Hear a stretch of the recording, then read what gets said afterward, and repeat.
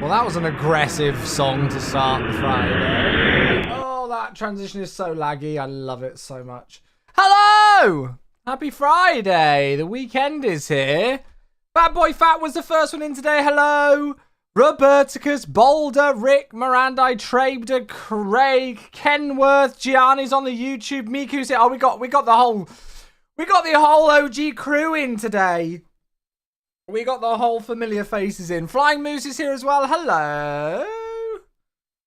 Aaron's here. Good to see you, Aaron. Hello. Happy Friday. TGIF. Justin, how you doing today? Good to see you. Hey, Dan. Kicking us off. Getting things started with 21 months. Thank you, Dan. Let's grab the mask straight away. Good evening, good evening, good evening. Where is he? There's somebody else here I need to get as well. Craig. Don't think I'm not going to repeat your sub from 2 hours ago. Dan, thank you. 21 months, mate. Good evening, good evening, good evening. Happy Friday to you. There we go. It's see, I knew it, Craig. And I almost knew that you'd be here. There we go. Craig resubbed before the stream went live. He was so excited for the stream today. Thank you, Craig. That is 44 months, all the fours, 4 months away from 4 years. There we go. So technically, that's 2 subs for the day. Thank you very much, folks. Very, very good to see you all. Aaron, hello. How you doing, though? Hope we're well. No worry, Craig. You are not the first person, and you will surely not be the last. We got another one. It's Shut, and 8 months. Shut, thank you.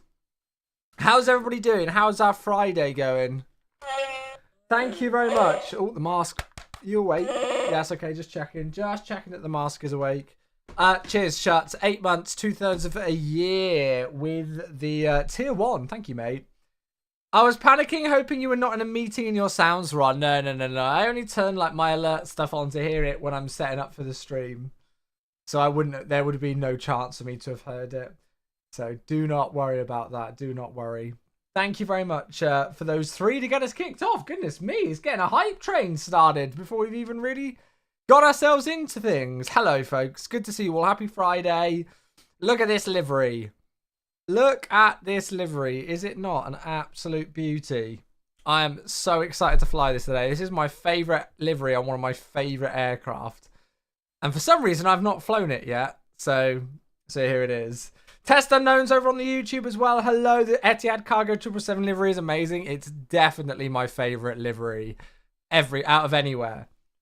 Maybe like the BA, like the old BA livery and stuff, is up there as well. But there's just something about this gold cargo Etihad livery and things that's just, oh, yeah, ticks all the buttons for me.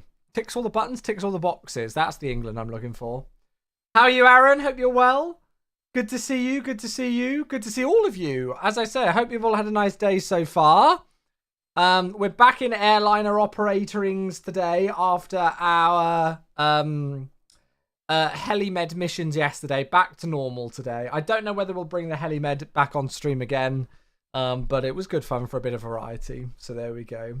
Yeah, the engines are excited to get going. I was already like where to park today, and then the apron that I wanted to go on is not modelled in this awful scenery, but oh well. Graham, good evening. Hello. Watched the heli stream yesterday and loved it. Oh, good. Oh, there you go. Any suggestions on videos to watch to learn the... Oh, gosh. I don't know. I don't particularly remember watching any videos on helicopter stuff to get me started. I'm sure there are some out there on YouTube, mate, but I don't think I remember any. There's certainly a handful, but they're very good fun. Graham, oh good. Well, if yesterday's stream inspired you to pick up helicopter flying, then it was definitely a success. That's good to hear. Can't beat an Etihad livery, I know, right? I know. Abu Abdullah's here on the YouTube as well, saying good evening, welcome to Jeddah. Brilliant. Yeah, I'm looking forward to this one. This should be a nice one today. It's not a real flight that's operated in this aircraft, but judge me. I really wanted to fly this livery today, and all the other flights that it did was either too short or way too long. It was like either an hour and a half, like 2 hour and a half flights, or like 6 hour flights. And this is definitely Jeddah. I'm hoping Mungo comes in today just so that we can quote that to him. Yeah, sorry, Graham. I don't know of any particularly. I don't know of any particularly like videos. I don't think I watched any. So yeah, you do enjoy the 777 freighter. Well, I thought you folks wouldn't mind me having a change of aircraft from what's normally on this route, so that we could fly this this cargo livery in the 777. I was going to fly the 787 today because we haven't flown the Horizon Sim 787 for ages. And I found another route that I was going to do, but the sounds weren't working on it. And I already had this one ready to go, so I'll delay the 787 until I can fix that. But yeah, none of the sounds were working on the Horizon Sim, and I don't know why. I'll try just a fresh reinstall of it and see if that fixes it. But yeah. Sly is here as well. Good evening to you. How you doing? Welcome, everybody. I hope we are all well. I don't think we got the hype train, but thanks for the 3 subs to get us started all the same, folks. That's very kind of you. Thank you, thank you. Need the wing to release? Yeah, that'd be amazing, wouldn't it? That'd be so good. You're getting less than 10 FPS. Well, something's incorrect then. If you're getting work, because performance overall is like objectively better, I think, in 2024 with the utilization of more cores. So something is definitely going wrong if you're getting a 10th, well, not even that, a 6th of the FPS of what you normally get, mate. Yeah. I wouldn't say that's normal. Sly is gifting a sub. Is that correct? It is, Sly. Thank you for gifting a sub to Brian. Well, that's very kind of you. I've got absolutely no idea if that person is here because it's a name that I'll admit I don't recognize. But Sly with a gifted sub. Thank you very, very, very much. That's really generous of you, my dude. Welcome to Brian. As I say, I don't know if they're here. Very much appreciated. Thank you very much, Sly. That's very kind. A gifted sub to get us kicked off as well before we get flying. Cheers, mate. Thank you. The 777 freighter is just an amazing aircraft in general. That's it. That's it. That's it. I'm waiting for you for dinner, Roger. Okay, we'll get ourselves going, and then you can get your dinner, Abu, if you're the one controlling. Mag's here as well. Hello, good to see you, Mag. Happy Friday. Hope you are well. Hope you are well. Welcome in, everybody. Yes. So, final stream of the week, final flight of the week. We're back in MSFS 2020, and we're back in the 777. I'm just in the mood to fly the triple today. Just was. So I had a look around to see if I could find like a real world Etihad cargo 777 flight, and I struggled. That was a good one for today. Oh God, there's more Roberticus. Hey! Now it's saying a hype train's incoming. Thank you very much, Roberticus, gifting a sub to Fallen Warrior 99. Thank you very much. Yeah. Final stream of the week. Yeah, Friday's normally my final stream of the week. That's very common here that I don't stream on the weekends. Monday, Tuesday, Thursday, and Friday. Those are my normal stream schedule dates every week, mate. Thank you very much, dudes. This is a lovely way to kick things off. 5 subs to start the day and 2 gifted in there. Thank you very, very much. Much appreciated. I hope all of those people who've just been gifted subs enjoy them. Absolutely. Joe's currently sat on the ground at Reykjavik in the Atlantic Airways RJ100. Oh, nice. That's a nice one. I might have to do that sometime. Absolutely. Who approved the final stream of the week on a Friday? The boss, i.e. Becca. Yeah, there's no arguing against that one, I'm afraid, Sly. I've got family to see and things to do on the weekends. I already work 60 hours a week in Flight Sim. Let me have my weekend off. So I was really struggling to find a real Etihad cargo route in the 777 that wasn't either like a 7-hour long haul or the other rotation that they do is to Riyadh and back. But it's like, it would be way too short to do for just one flight on the stream, but too long to do really for 2 flights on the stream tonight at the end of the week. So I've made one up. We've got a real world call sign, but we're doing it as cargo. And this was all inspired because there's been a new Just Planes video on YouTube that's gone up of an Etihad cargo flight from Abu Dhabi to Frankfurt, which was very nice. So I was just in the mood to do it today. So we're operating Etihad cargo flight 604, which, as I say, is a real world flight out of Jeddah to Abu Dhabi today. Now, you will have probably been like, oh, I swear we did a route similar to this recently. You'd be correct. We did Jeddah to Dubai a couple of weeks ago in the Emirates A380, didn't we? But we're going to... I was just in the mood for Abu Dhabi today. Am I streaming tomorrow? No, this is the final stream of the week. I don't stream on the weekends normally. It's rare that I stream on a weekend. Very rare. I work in Flight Sim 5 days a week, every single week, for about 60 hours total. So Saturday and Sunday are my days away. rest and recuperate, and most importantly, spend time with family. Yeah, so this is the flight we're going to do today. It's about a 2-hour flight, so very similar to what we did the other week to Dubai. But instead, we're doing Jeddah to Abu Dhabi. Normally operated in an A320. We're doing it in a triple today. Hey, Echo! Thank you! Thank you very much. I think that's kicked the hype train into life. Thank you for the 64 months. That's very kind of you. Hello, hello. The mask is there again. Hello. Ooh. It does look it, doesn't it? With the tail section, it does look kyber crystally. Yeah, you're not wrong. Mate, thank you for the 64 months, Echo. That is a super long time. 5 years and an extra third of a year on top. I appreciate that a lot. Oh, we've also got a follow from Angry Wolf. Thanks for your follow, Angry Wolf. That's the first follow of the day. Good to see you. Blitz is here as well. Hello, how you going? Sorry, I haven't been here. Yeah, no, you're good. Had to milk the cows. That's fine. That's a perfectly valid excuse. Although that's the first time that excuse has ever been used in this channel. It's a perfectly valid one. So, yeah. Right. So, yeah, that's going to be our flight today. I figured you folks wouldn't mind a change of aircraft from realism when it means that we're able to do the 777. And, well, yeah, you can see this livery. It just looks gorgeous. So, without further ado, let's see if the transition lags across. Laggy, not laggy, kind of laggy. Very laggy at the end. That's fine. It's fine. I feel like if I mute it, it'll be better. I need to work out if there's a way where I can mute it. I don't know if I can audio mixer. I might have a thing to try and mute it. Ah, well, I'll have a look at it. That's the thing for another day. That's the thing for another day. Can anyone help you solve the crash issue? Mate, that is about as vague information as you could possibly give. You're going to need to be a little bit more detailed. Etihad Cargo 748. Yes, so that's actually unfortunately no longer a thing. There was an Etihad Cargo 747 400 in this livery, but it was basically like leased out by Atlas Air. And it's no longer in that livery, unfortunately. So, yeah. Oh, I don't know if it is Boulder, but screw it. It's Friday, so even if it is. Howling Crazy is here as well. Good evening. Welcome, welcome, welcome. And yes, Rick has got it. So, I wasn't allowed to speak about it until it was actually there. But as you can see, we have got a new beta update for Sim Update 1.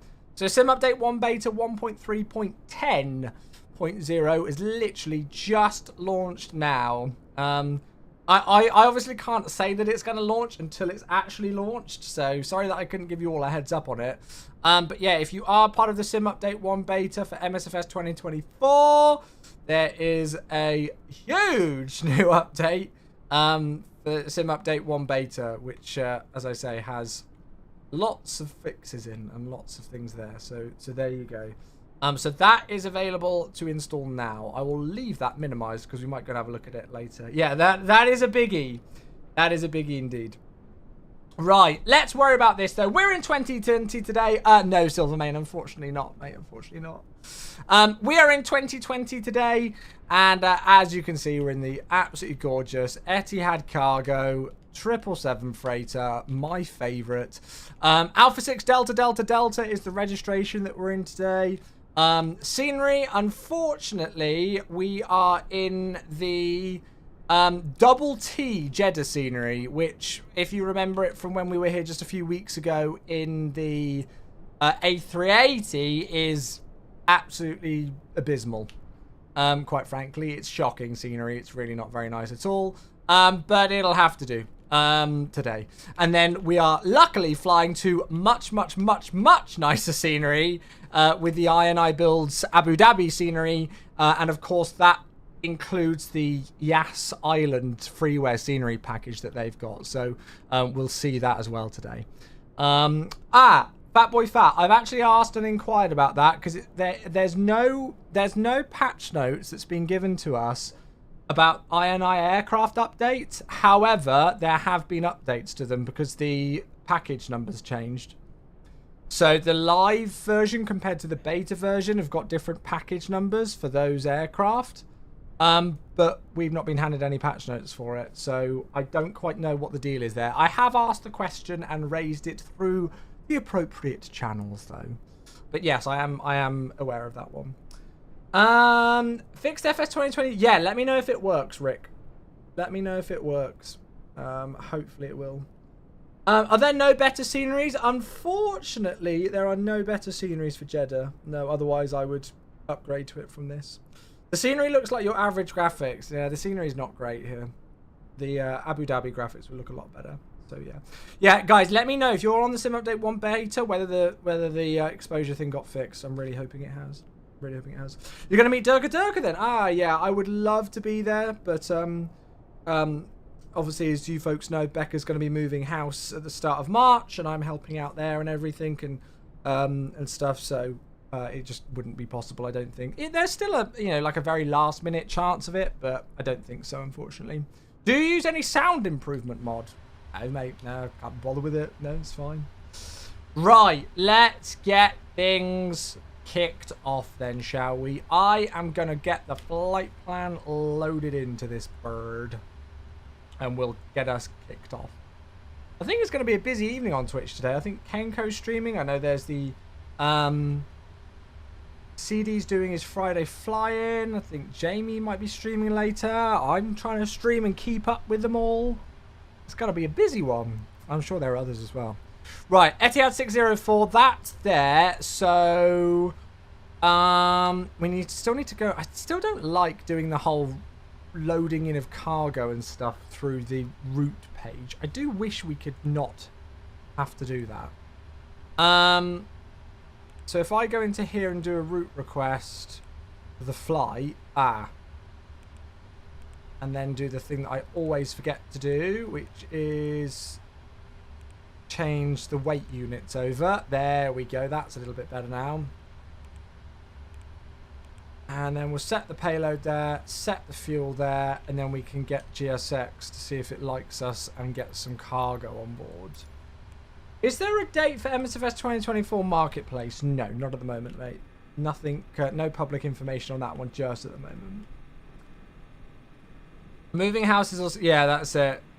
Getting a new contract. Oh, well, that's awesome, Silvermane. That's great news, mate. You don't need to set the payload and fuel there if you're using GSX. Oh, really? Yeah, but then you have to do refueling with GSX, don't you, I guess? GSX types it into the third menu. Oh. Oh, well, I should give that a go, then. I should give that a go. And I'll get the tug attached. Oh, look! We've got the new tug as well. It's floating off the ground, mind, but whatever. You can't ask for everything in life. We've got the new Challenger 700 pushback tug that GSX put in the other week. Nice. MH, hello mate, how you doing? Does the 777 not have a nose? No, there's no nose camera. Because it would need to render a whole new thing of the sim if it did it, basically. Yeah, flying tugs, what more do you want? Right, good. So if we go and have a looky at the doors page. Oh, yeah, look, I see them doing it now. Yes, but I think...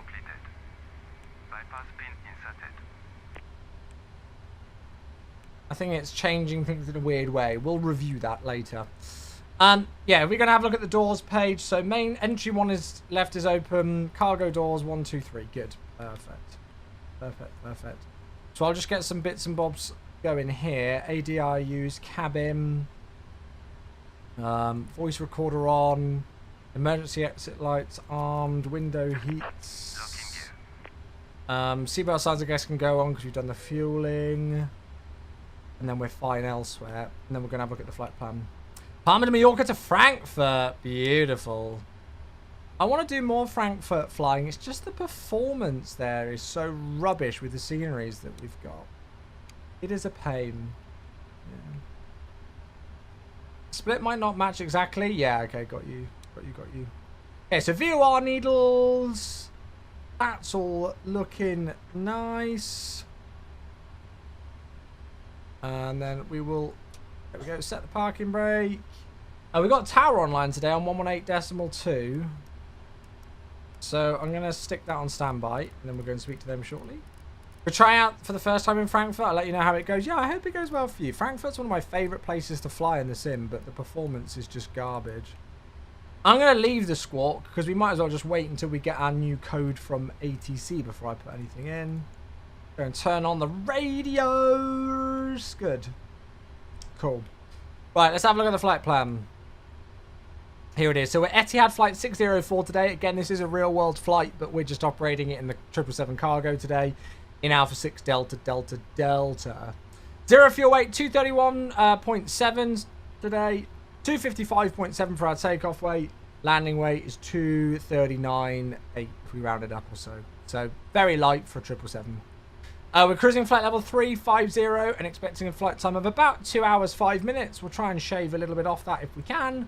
But about 2 hours 5 minutes today. That's going to use 16 tons of fuel. We are taking with us just shy of 25. So 24.6 is what we've asked for. And 24.6 is what we have loaded. Perfect. Dubai is our alternate today. We're expecting probably actually 3-4, I think, centre for departure for where we are. Out via Egret. And then an Atudo arrival for 3-1 left at Abu Dhabi when we get there today. Cool. No passengers on board, but 87.2 tons of cargo is what we've got in store for us today to give us that zero fuel weight. And that is the flight plan. Don't have the cargo version, but I love the 777-300. It's your best long hauler, yeah. I think the cargo is a nice addition to have if you're a fan of it. Right, VATSIM. Let's have a look at the ATIS then so we can get the weather. So, OEJN, that's where we are. So that's the arrival ATIS. We want the departure ATIS. So this was issued at 1700 Zulu. So that was an hour ago. Braking conditions not reported. Type of deposit not reported. Don't know what that means. Runway 34 right and 34 centre for departure. Transition altitude is 13,000. The wind straight down the runway. 340 degrees, 12 knots. Visibility is 10 kilometres. Few clouds at 4,000. Temperature 26. Dew point 13. And it's actually standard QNH 1013. So it's a nice day. Wind straight down the runway. I'm just going to double check that we're definitely on live weather. Yes. So wind straight down the runway. Warm but not too warm. And standard QNH. Cool. Richard's here on YouTube. Hello, Richard. Good to see you. Just finished a flight from Frankfurt to Gran Canaria. Lovely. I'm looking forward to doing more of those kind of summer routes again. Oh, shit. I've been an idiot again and done it on TikTok where I've forgotten to change the camera over. I said to myself before I went live, don't forget it. Silly boy. Right. So, if I go back... Ah! Hello! It's the INI Builds team! Ready for us to fly... Where am I going? What am I doing, Chewy? Hello there.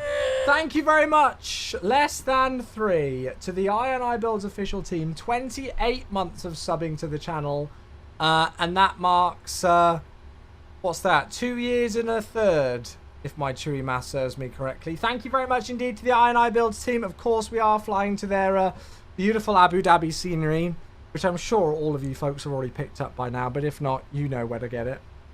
Thank you very much. That's very, very, very kind. Welcome, welcome, welcome in.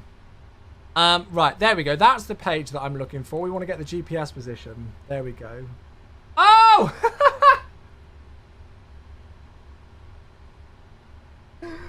Well, there we go. INI Builds are excited for February, I think, with that one. Holy crap!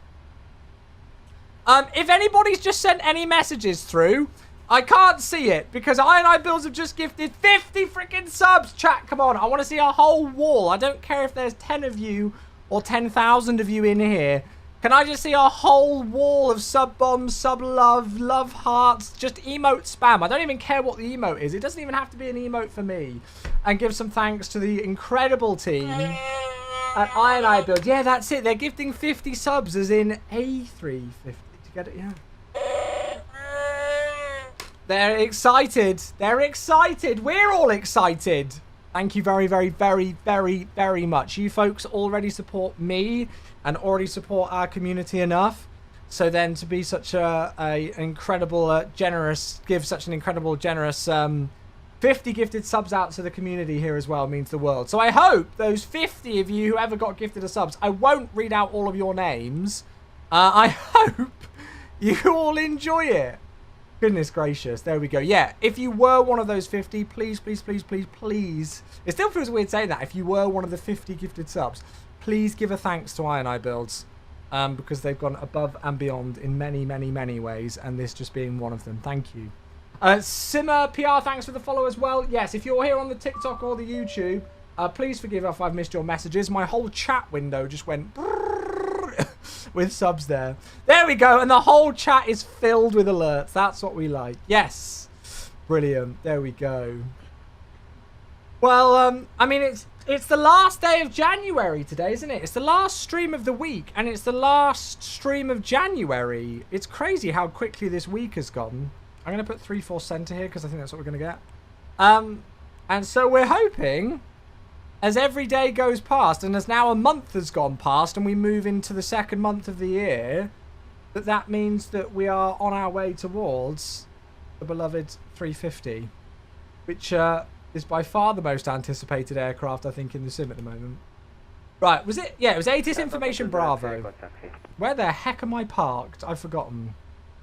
Christmas in 11 months. Oh, for God's sake, don't start that. I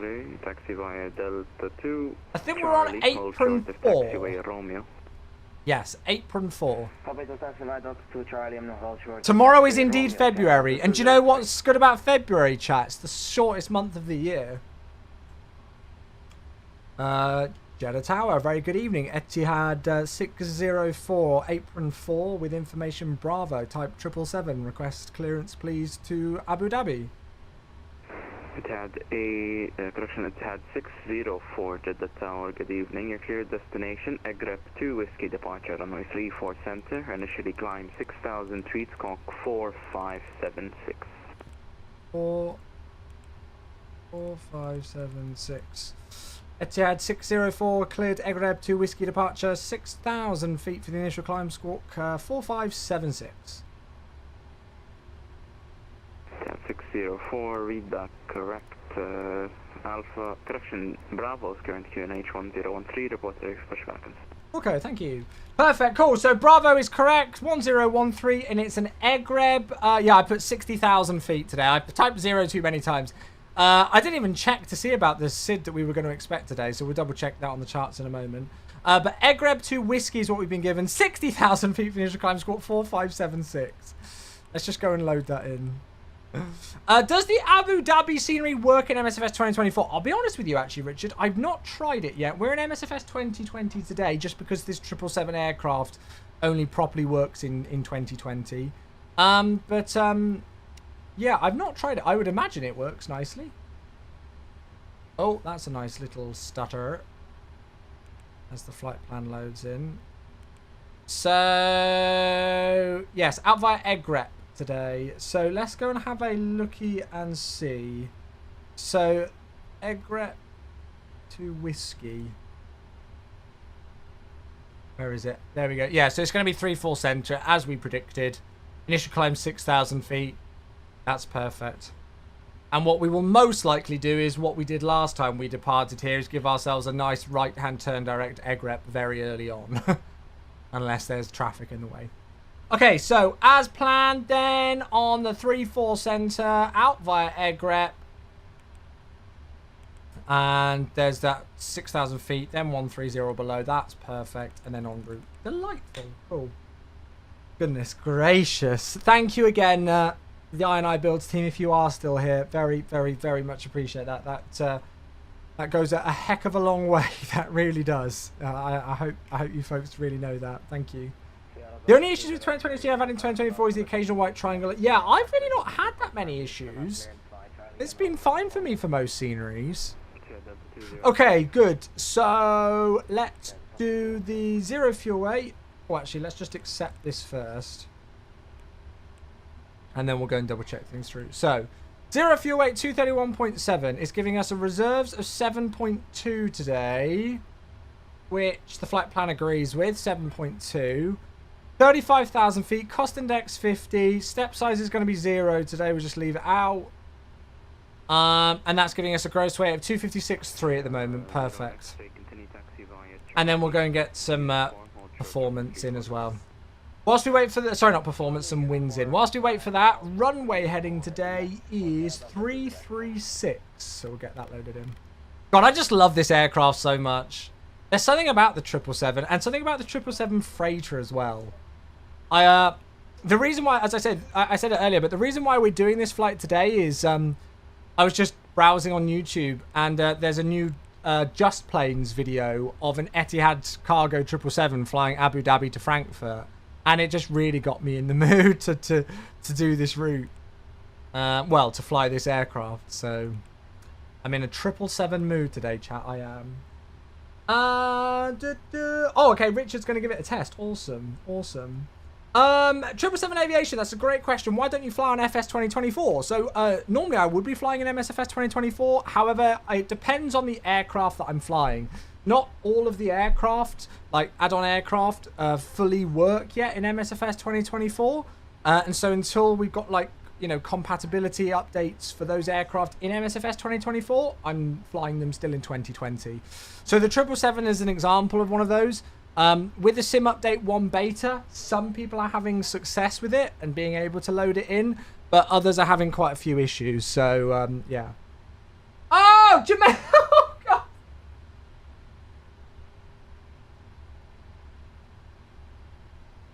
Oh. Jamaican with 20 gifted subs. Stop it. I'm going to get emotional. Jamaican, thank you for the 20 gifted subs. Holy crap. It's good to see. I saw you pop up in chat the other day and I was like, oh my God, it's Jamaican Runner. We haven't seen that name in here for ages. It was just good to see you pop up and say hello.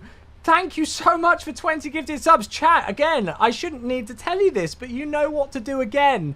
We have an equally as generous member of our community with Jamaican Runner, who is an absolute legend and is gifting 20 subs out to our community. If you, again, are one of those lucky 20, please give a thanks to Jamaican Runner for his generosity. If not, just get some general love in the chat. Yeah, thank you very, very, very, very, very, very, very much. Oh, God. Well, yes. Trying not to overreact, but these have come completely out of the blue. 70 gifted subs before I've even turned the engines on. I appreciate you all very much. Jamaican, that's really kind of you, mate. Welcome, welcome, welcome to those 20. Ugh. Right, what am I doing? Oh, God, there's more. Stop it. Adam, 84 months. Welcome back yourself. I think because it tried to do like a sub-trainee Majingma thing earlier, a hype train earlier, it's not going to do one now. Otherwise, it'd be interesting to see what level we'd be on. But we are on an unprecedented level as it is. Adam, 84 months. That's an anniversary. That's 7 years, mate. God, you've seen my hairline receding steadily for 7 years straight, you poor soul. Thank you for putting up with me, for supporting me, and for being here for an absolutely tremendous 84 months, Adam. That means the world, mate. Thank you.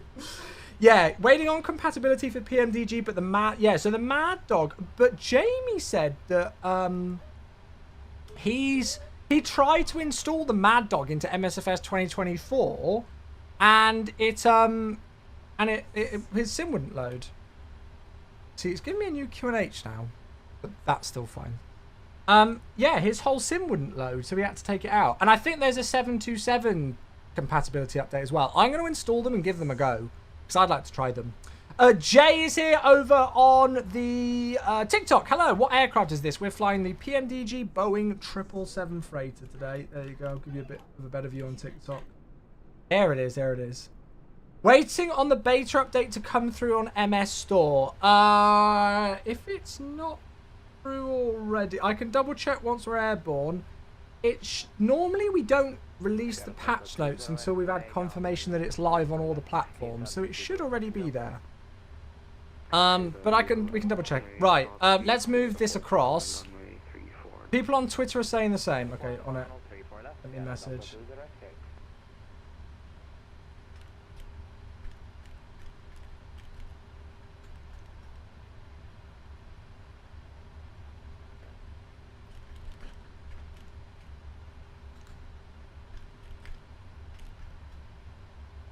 On it.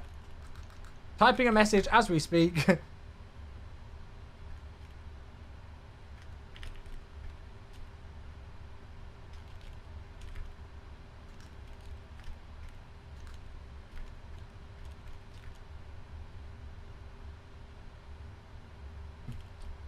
Working overtime just for you folks. I'm joking.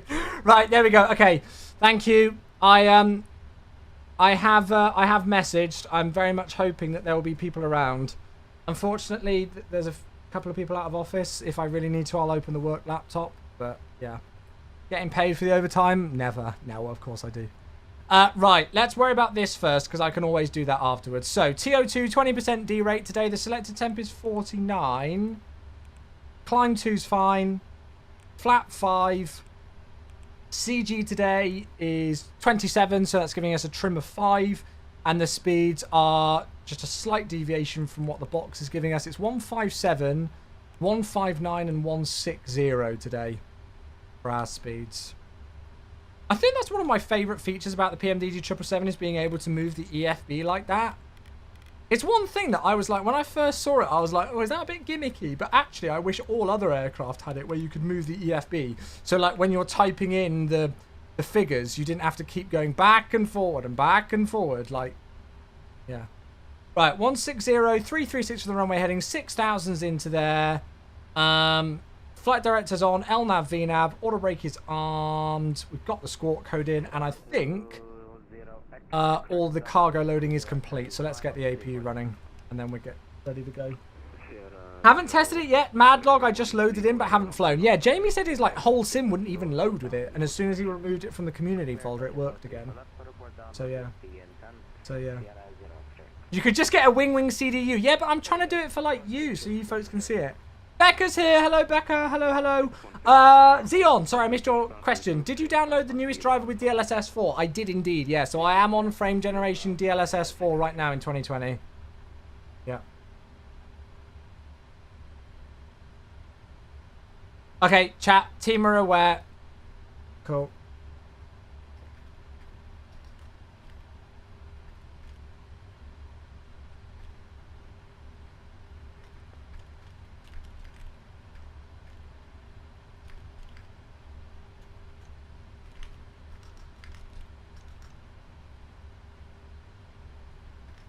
Cool. Right, team are aware. There we go.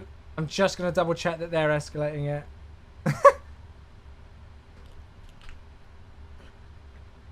Perfect. Good. There we go. Right. See? Look at that. What would you do? Right. Cool. So APU is on. External power can go. And we'll say flight deck ground. Go ahead, flight deck. Are we cleared to pressurize? Not until you've completed the pre-flight checklist. You're not. Okay, roger. Pre-flight checklist. So oxygen is tested 100%. Flight instruments. We've got a heading of 117. And the altimeter is 1013. 1014 now. Indicating 40 feet. Pre-flight checklist complete. Right, we'll pressurize then. So, right elec to auto, and we're going to wait for the fault light to go out, which it does. Then we go C2 elec, C1 elec, left elec, C1 air, C2 air. Fuel pumps on. We obviously don't need the center pumps today because we are pretty light. Beacon light can go. Oh, somebody's doing circuits. Nice. Seatbelts on. I removed it and it loaded with it. It would. Oh, really? Oh, okay. 4576. So we're going squawk mode, Charlie, and then we are honestly, chat. We are ready for the push. We will just get ground operations and get things removed here. So ground connections, we can remove all of that, and then we can prepare for pushback. So it's going to be nose right, tail left today because we'll taxi out here. And we're going to do the before start checklist. MCP V2160 heading 336, altitude 6,000 feet today. Takeoff speeds 157 V1, 159 VR, 160 V2. CDU pre-flight's complete. Trim is going to be set to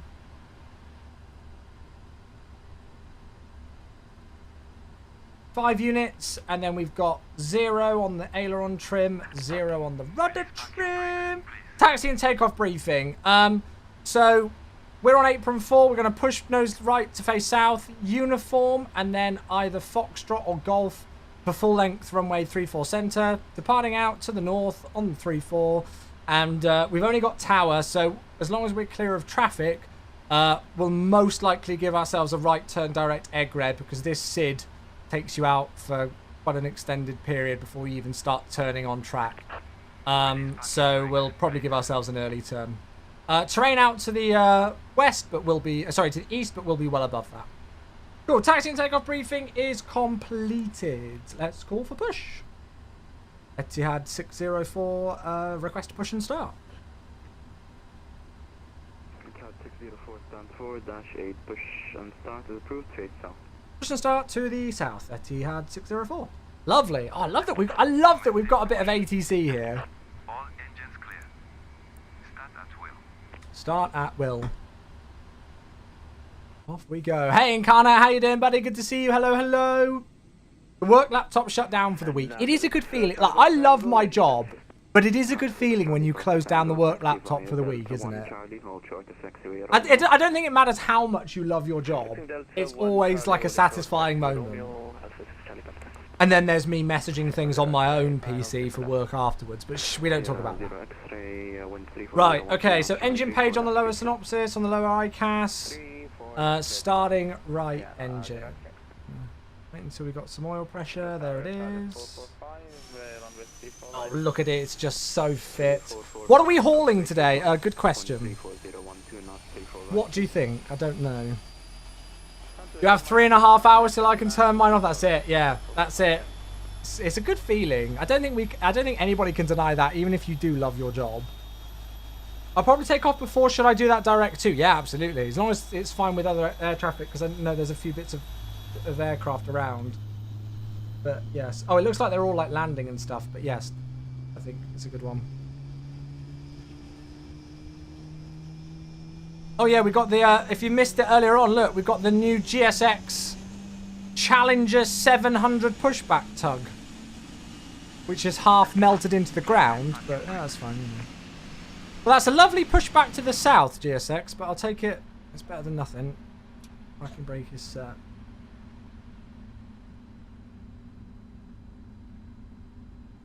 And OEJN is here as well. How you doing? How are we this evening? Very well. How are you, mate? How are you? Right, good start on the right engine, starting left engine. You hate your job and that feeling is indeed a good one. Well, yeah, it must feel even better in that case. I'm sorry to hear you're not enjoying work, though.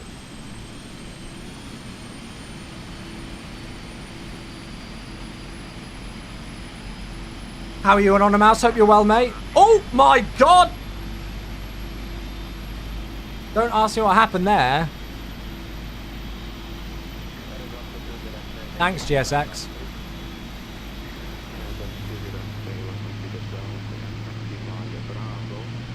I want a Boris Audio Works for the G90s. That's what I want. Enjoyed a nice trip to London. Nice. Yeah, I'm glad the rain wasn't too bad. Although we had 2 storms over the week last.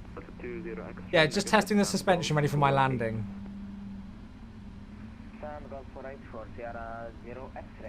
Yeah, that's it, Tracer. How are the Boris sounds for the 737? They are incredibly good. Okay, it was the pushback tug being weird. Yeah, I quite like the look of the new tug, though. I think it looks cool, doesn't it?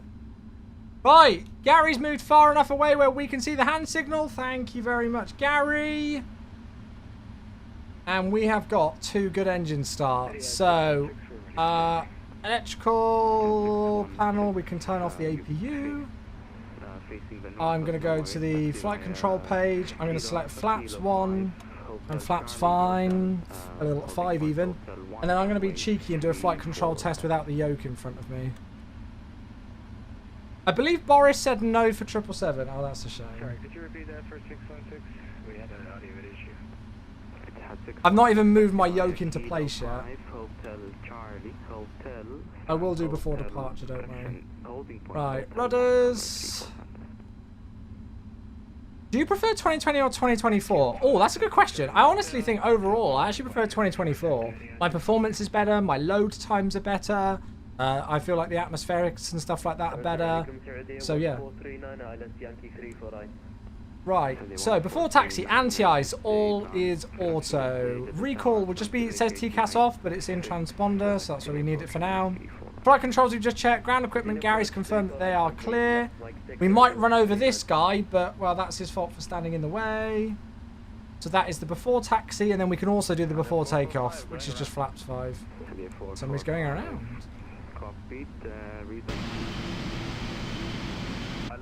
So we can request taxi. We're going to have to make a right-hand turn to get onto the taxiway, but yeah. Mika says not being able to see all the people in Twitch chat honestly feels weird on YouTube. Yeah, I wish there was some way where I could combine all of your chats for you. Unfortunately, I can't.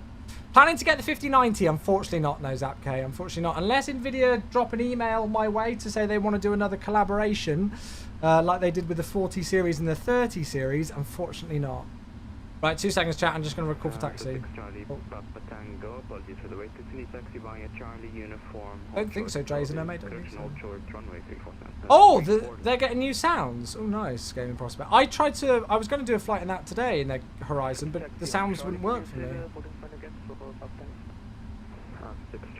Like, what are you talking about?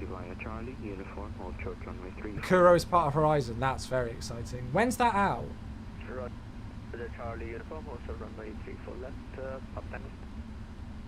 So the 1439 winds 3 to correction 34012 knots, runway 34 right, clear to now.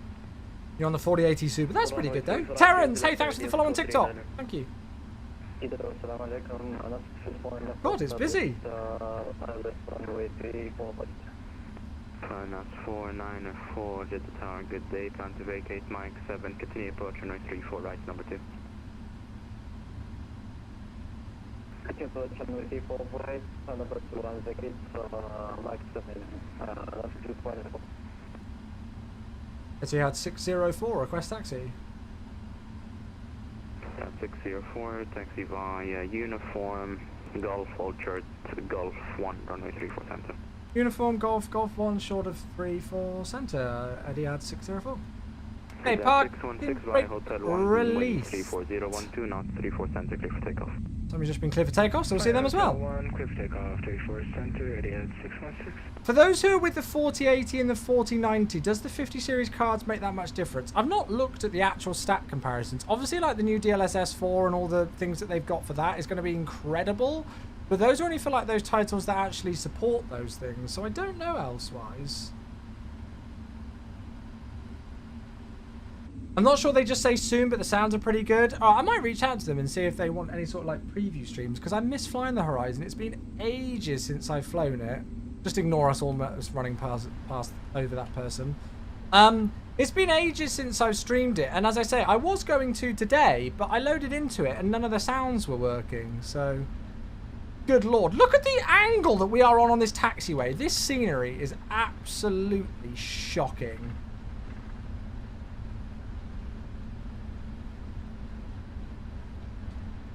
They couldn't even level the bloody taxiways. Look at it. Look at the slope that I'm on.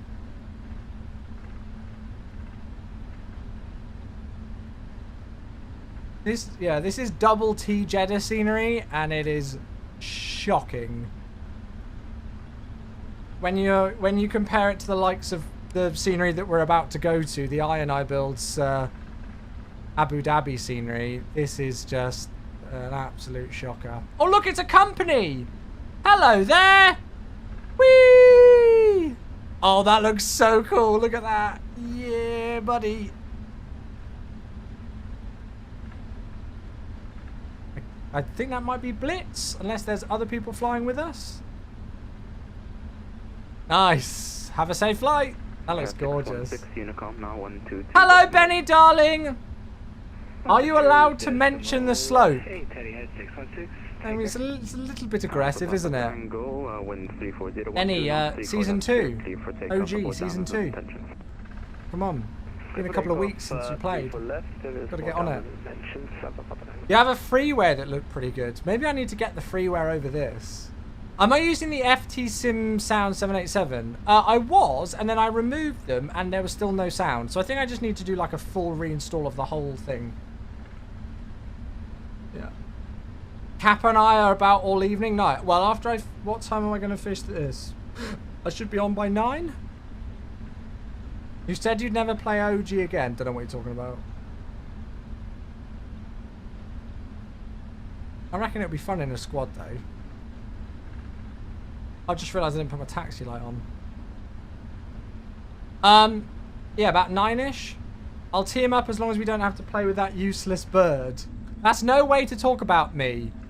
I know it's a delight to play with Becca, but I'm sorry I'm a useless bird. VV, thanks for the follow on TikTok. Yeah, I'll, yeah, about 9-ish then. Do a reinstall, that's fixed it for me before. Thanks, Prospect, that's kind of you, mate. KM is here. Anybody tried the new Better Camera Preset Pro? No, I'm waiting for Chase Plane. I'm waiting for Chase Plane. Oh my god, it's so beautiful. Look at it. Mike Victor Lima 5 Echo 130. Chase Plane will be a massive win. Yeah, I'm really looking forward to it. I was a little bit hesitant at the start when it first got announced, but no, I'm now very much looking forward to it. For sure. Excuse me, vehicle. You're in a little bit of a predicament there, aren't you? Alpha Papa Tango confirmed, squawking 0610. Yeah, so Golf 1 is full length all the way down the end. Oh, it's a fire engine. Well, at least they can put out their own fire that they're about to have. Bang. Or me as they go straight through my engine. Thank you. So, no, so right, I'm going to be totally candid with you here. I got absolutely no idea how Parallel 42 have got Chase Plane to work all of a sudden.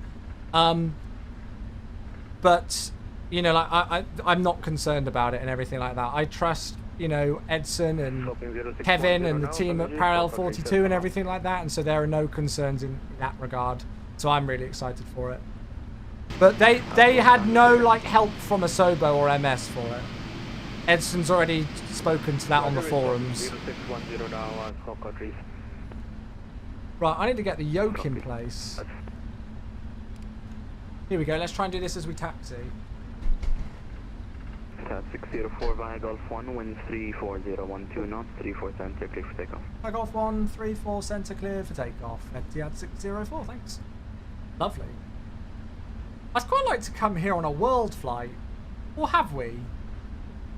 I feel like this would be a good world flight airport, like a major hub right in the middle of world flight to catch up time, because it's got loads of runways and parking stands. I guess with this scenery, well, to be honest with you, it wouldn't stop us with some of the sceneries that we've been to with world flight. We would like to do low approach. Copied, airport final runway 34, left number 1. Right, so Golf 1, we're clear to line up, nothing on the approach path. All the lights, we're clear for takeoff as well. Right, TCAS is on, pausing those alerts. We are ready. Here we go then. Luke can flannel the bumps. Will he kick the bushes out the way as well? Paz is here on YouTube. Hello friend, how you doing? Passing flight level 100, you're going to direct egg wrap? Roger.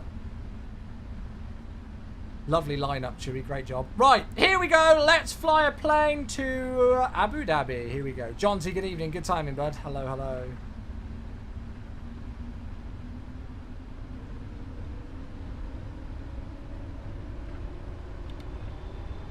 Express 494, welcome to Jeddah. Follow the Mike 7 Alpha arrival taxi route.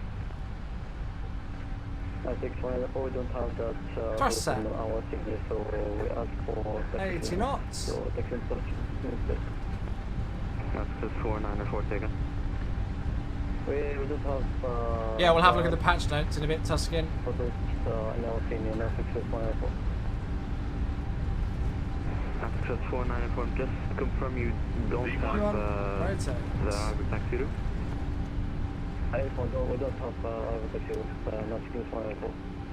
Transport 49. Positive right. Taxi via Gear up. Hell nah. Hold short to taxi by Kilo. Oh! Beautiful. Gosh, I think I have speed. Oh my god, this aircraft. Hold short of taxi by Kilo. And this view. Love it. Right, autopilot on. Job done. Can move the yoke out of the way now. Yeah, only just taken off. Careful low approach, people left, copy the winds and we'll report to downwind intentions. Cat 604, nothing further, you're gonna come 122 decimal. 1228, thanks so much for coming online. Have a great rest of your weekend, Etihad 604. Flaps on.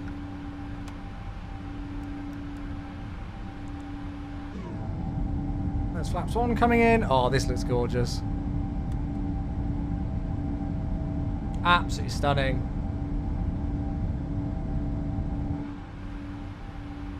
Flaps up.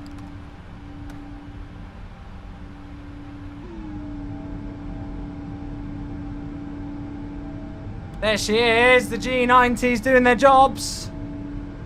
Isn't it night in Abu Dhabi? We're not flying in real time. I'd rather be able to see the lovely day. Or even though we've got the 2D thing there. We've got all sorts of 2D stuff.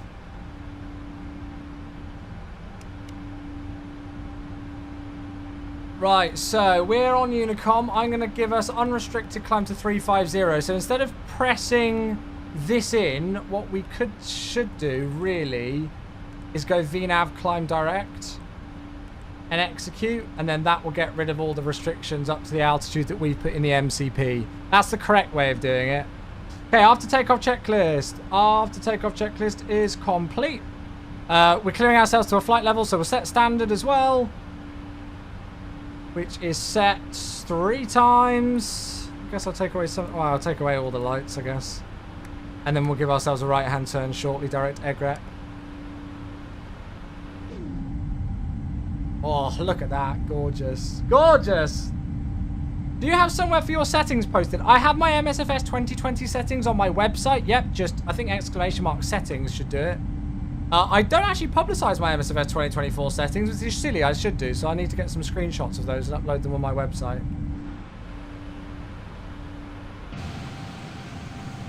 Could do with a Middle East world update. Yeah, we'd love to bring world updates to every single region of the world. There are many factors that go into it, though.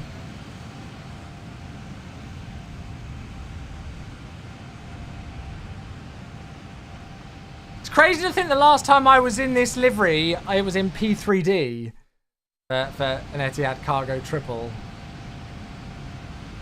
Crazy. Right, I'm going to give myself a direct now. So, right turn, direct, egret, execute. Look at that. And I will unpause the alerts. There it is. The P3D days, that's it.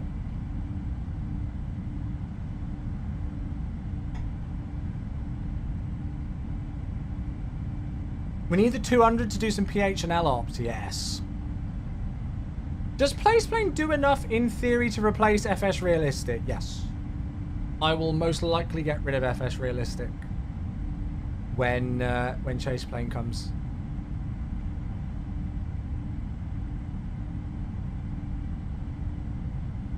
There's the airport behind us. You can see a little bit of vapor coming off the wingtip vortices there. Absolutely. I was just so in the mood for the 777 today. Getting the 777 fix in. I really have been.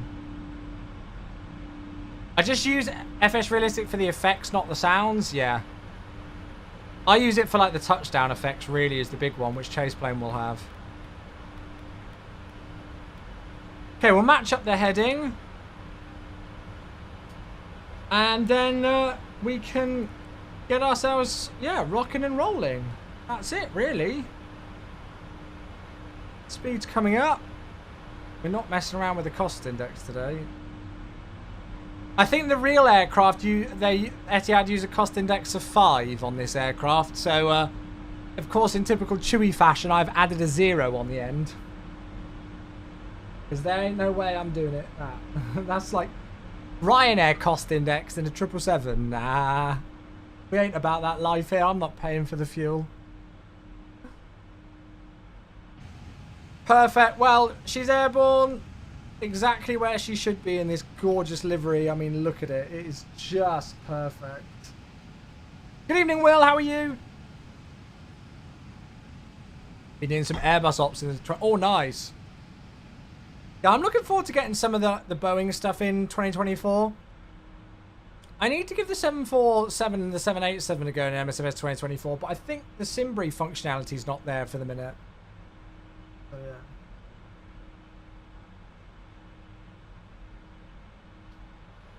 Cool. Yeah, I'm really looking forward to Chase Plane. I think it's going to be good. I don't know why we're in full climb thrust, because I'm pretty sure I said climb 2, did I not? Where would it be in this? Yeah, I'm pretty sure we selected climb 2. Oh, whatever. I'll go climb 1 now. Stick it in the middle. Yeah, it's difficult to always get it smack bang on Gaming Prospect. Because, like, the wins might vary as to what you've got in the sim and stuff compared to Sim Brief as well. Above a certain altitude, it also switches to climb. Yeah, but we weren't at a very high altitude there, were we? The headwind update seems to work. Oh, really? What? The A330 works in 2024? The headwind one? Ooh, tempting. I think song request might be off. Ah, yes, you're right. Let me start it. Yeah, I'm flying it before. Oh, nice. Let me know if those of you on MSFS. Okay, cool.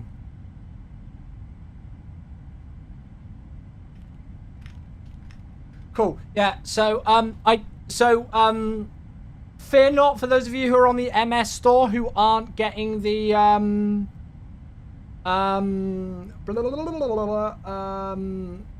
who aren't getting the beta update. The team are aware.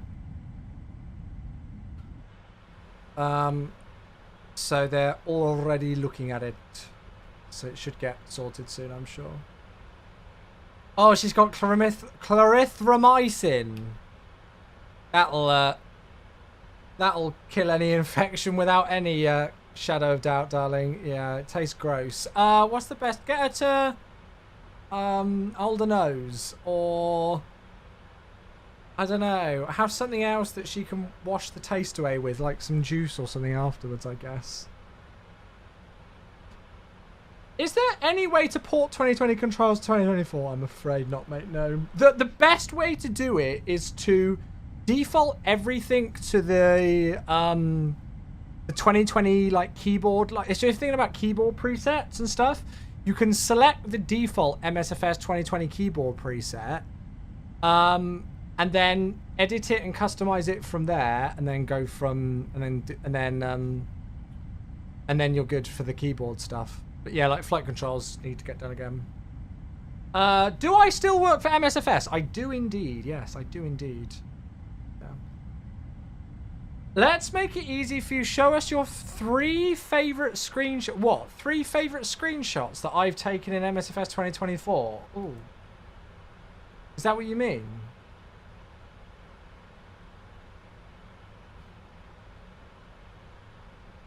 I don't know, actually. I've taken so many.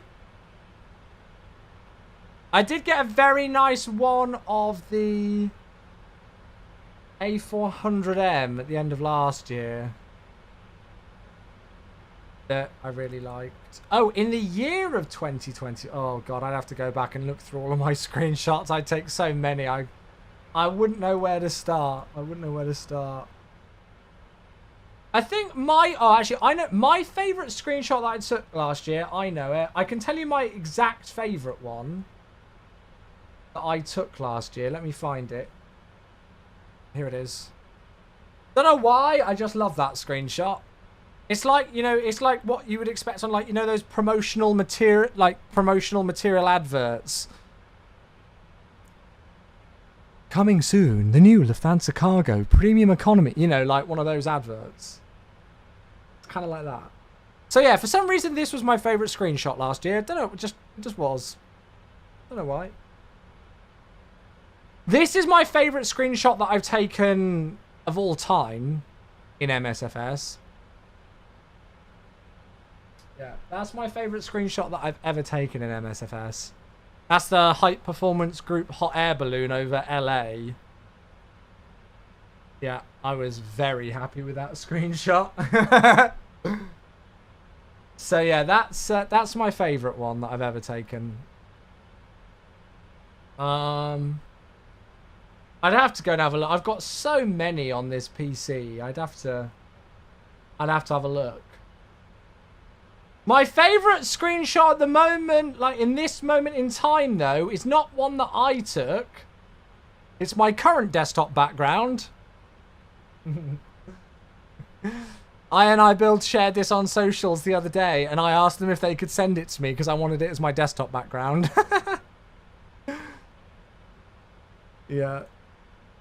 What's your current role with MSFS? I'm one of the community managers for Microsoft Flight Simulator, so that entails all sorts of things. We obviously have our official like community platforms, like the Discord server, which has got, I think, just shy of 97,000 members. Which I help. Well, I run that. We've got the forums as well, which I do quite a lot in. We do quite a lot of the feedback and bug logging onto the internal systems for the development team. We've got the weekly development blog. CD, one of our community managers, he does 2 live streams on our official Twitch channel. And then anything that you see on the website, on the Flight Simulator website, or anything on our social media, Instagram, TikTok, Twitter, Facebook, all of those things, that's all the community team as well. And then the other thing that we do is events, so like Flight Sim Expo and those kind of things. We go to events. Yeah, we do a bit of everything, really. Do a bit of everything. Any 777 freighter or ER suggestions for an overnight? Oh, God. If you're doing like a freighter, I don't know. I feel like Anchorage is always a fun one. What do I use for the camera motions? That'll be FS Realistic, although I will be switching to Chase Plane when that releases for that. Yeah. I just realised that you're the voice of the MSFS videos on Instagram and TikTok. I'm also not just the voice of them. It is me who makes them. Yes. It is indeed. So all of those voiceovers and things in those videos, that's all done by me. Sat in this very seat, actually. Even the meme ones. Even the meme ones. I'm looking forward to starting to create more of those again in the new year. For sure. Not just meme videos, for clarification. Oh, absolutely, Roberticus. Absolutely. Yeah. Tube line as well. I know, Miranda. I know. Yeah, so Ben, don't worry, the team are aware of it. I don't know if are you on Xbox, are you on like MS Store on PC? The team are aware that there's issues with getting the new beta, don't worry. Yeah, you're on Xbox as well. Okay, yeah, the team are aware. They're already on it. But yeah. Where to find that SAS A350 background? I mean, I could put it in my Discord server, but I Build sent it across to me privately. I'm sure they'd be fine. Oh, Electric Cans, guess who is a new commercial multi-engine pilot? Hey, congrats, mate. That's incredible. Congrats, congrats, congrats. Where are you flying us? I just passed it. Congrats, mate. That's amazing. Come on, then. Where are you taking us? You're taking everybody on holiday. Where are we going? Congrats. That's incredible, mate. I love it. Honestly, I always say it, but I really do mean it. It's one of my favorite things as a content creator over the years is like seeing people coming into the chat and like saying, oh, I've just started my pilot's training, and then they'll check in throughout various parts of their training, and then they'll come in and let us know when they pass like check rides and things, and it's so lovely to see. It's honestly one of my favorite things about being a creator and seeing people in our community go on and go through all these checks. I remember like I met Mungo, Virtual170, of course, one of our mods and a very good friend of the stream. I met him when he was just starting his GCSEs, and now he's on to his second airline job and working for his dream airline. So it's like, it's crazy. It's crazy. Try and squeeze everyone in a Seminole. Perfect. Great. Perfect. Can't believe how far Mungo's go. It's crazy. I've got it with loads of others as well. It's just wild. And then there's little old me still here sitting playing Flight Sim, but I wouldn't have it any other way. I wouldn't have it any other way. Right. Oh yeah, were song requests up and working? They should be now. I forgot. I did open the software, but it should be. Yeah. How much of a free hand do you have creating those? That's a great question. So how do I answer this? It kind of depends, really. You know, like, if there's something that we need... I mean, I pretty much got free reign. I will run it by the rest of the community team and go, hey, folks, have I forgotten anything here? Do I need to edit this? Any words that I can change or anything? So I'll run it through them, but that's usually it. However, like, going into the new year, I want to start, you know, with a series of them and a series of ideas and then sending them across to people and going, hey, what do we think? Trying to get some more, you know, like tutorial videos, tips and tricks and stuff maybe out there as well. But I love that some of the top viewed videos that I've done for the MSFS Instagram and TikTok are the meme ones. Like there's the one of the monkey looking around going, oh no, as it's like looking at the like a new aircraft for the first time. Which got loads of views. Sorry, we got a sub. I didn't even hear that. It's Lucky Shot. Hello, mate. Thank you. Let me see if I can find it. Lucky Shot, I love you. You're a beauty. That's 2.5 years and still going strong on the stream with a... Sorry, it's a tier 1 sub, not a prime. Thank you very much, mate. I hope you are doing well. It is the final day of January. I hope you're ready for the weekend and for February. I appreciate you, buddy. Thank you. Yeah, so all of these videos, all of this is me. Some of these were like taken from like the, you know, like global preview event and those kind of things. These kind of things. This is in the 777. When you butter versus smash the long haul landing, kind of, you know, silly things like that. So yeah, I love creating these videos. They're really good fun. Where's the silly videos? Here we go. Look, this one's got... It's so weird when a video that like I've made has got 838,000 views.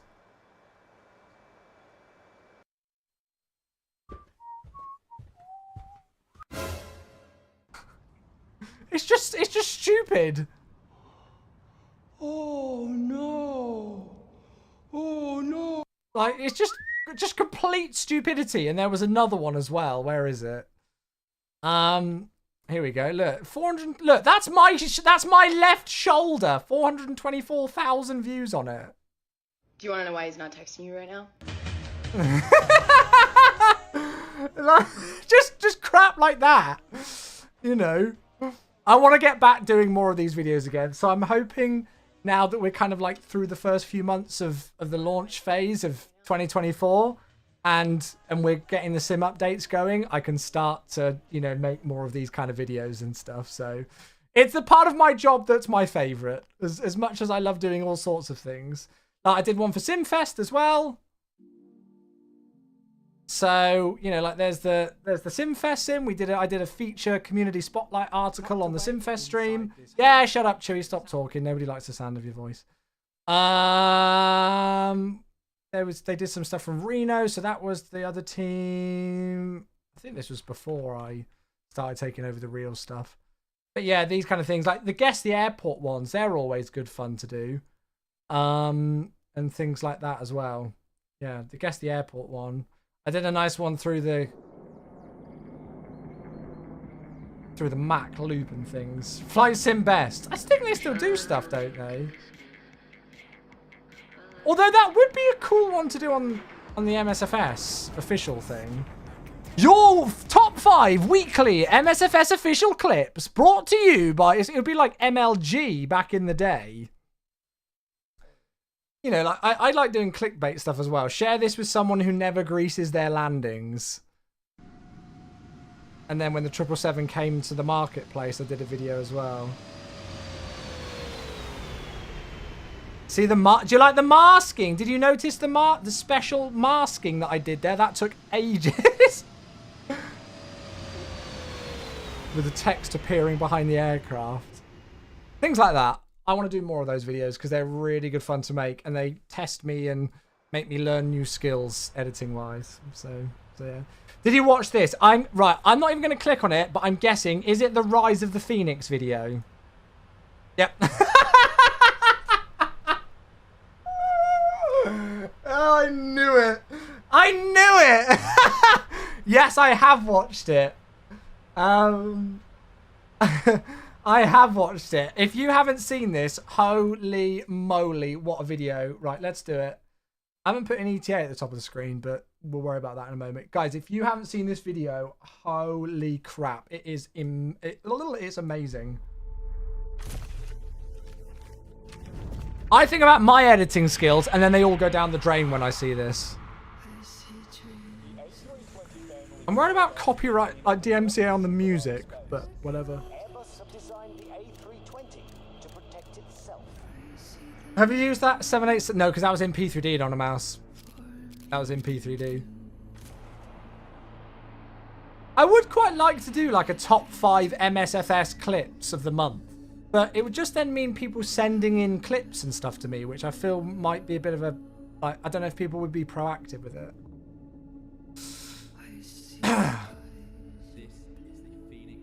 Yeah, not a mouse. Yeah.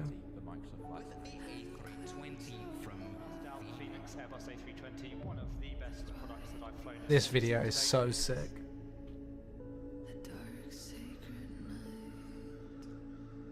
I feel old now. This is it. We've not seen chase plane for years, really. I've not used chase plane in like 3 years. Since I made MSFS my main sim.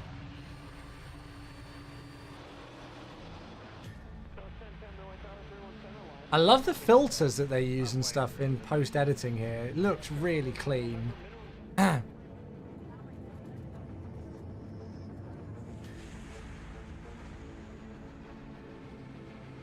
Love it. It's one thing that I want to get better at with editing is like velocity changes. So like when it's like just not one smooth motion with the camera, but it like kind of changes. Look at that. So good. They went a bit overboard with the camera shot. Oh, I love it. It's supposed to be like in your face, isn't it? Look at that.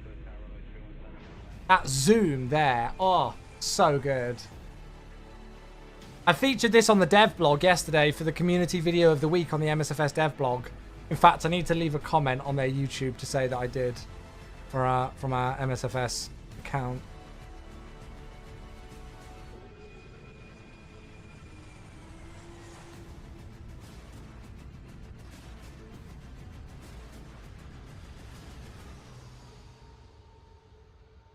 Oh, look at that shot. The fact that that is like in the sim.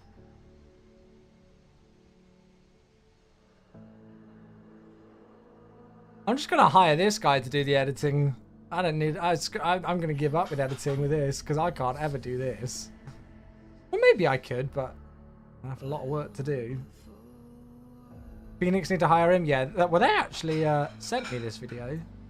Said, hey, have you checked this out? And I was like, ooh, I'll have a look. Very well, Alex. How you doing? Good to see you, buddy. Over on the YouTube. Hello, mate.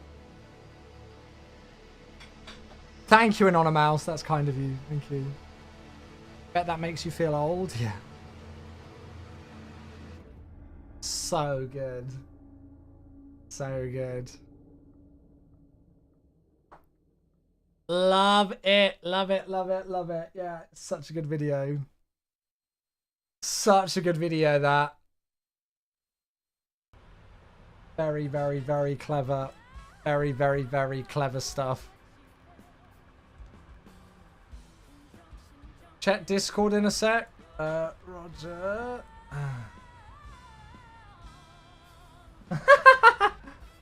Love it. Hey, Robertica's gifting us up to Axton. Hey. Thank you very much. That's very kind of you. Robertica, God, what's going on? Is everyone? I think everybody's just in the Friday spirit today. Because we've got all sorts of alerts coming through. That's absolutely incredible. Thank you very much. There you go. Roberticus, thank you for gifting us up to Axton. That's very, very, very kind of you indeed, mate. And then we've got Mark with an 81-month sub. Hey, hey. Oh. That's right. The mask's going to sleep. He's had a few drinks on a Friday. Yeah, Friday. That's it. Mark, 81 months. You're a beautiful human. I appreciate you a lot. Thank you for being here for so long, mate. You're only a quarter of a year away from 7 years, which is ridiculous. What's this status? Let me have a look over here. Yeah. Cool. There we go. A bit of a social post has gone out. A bit of a social post.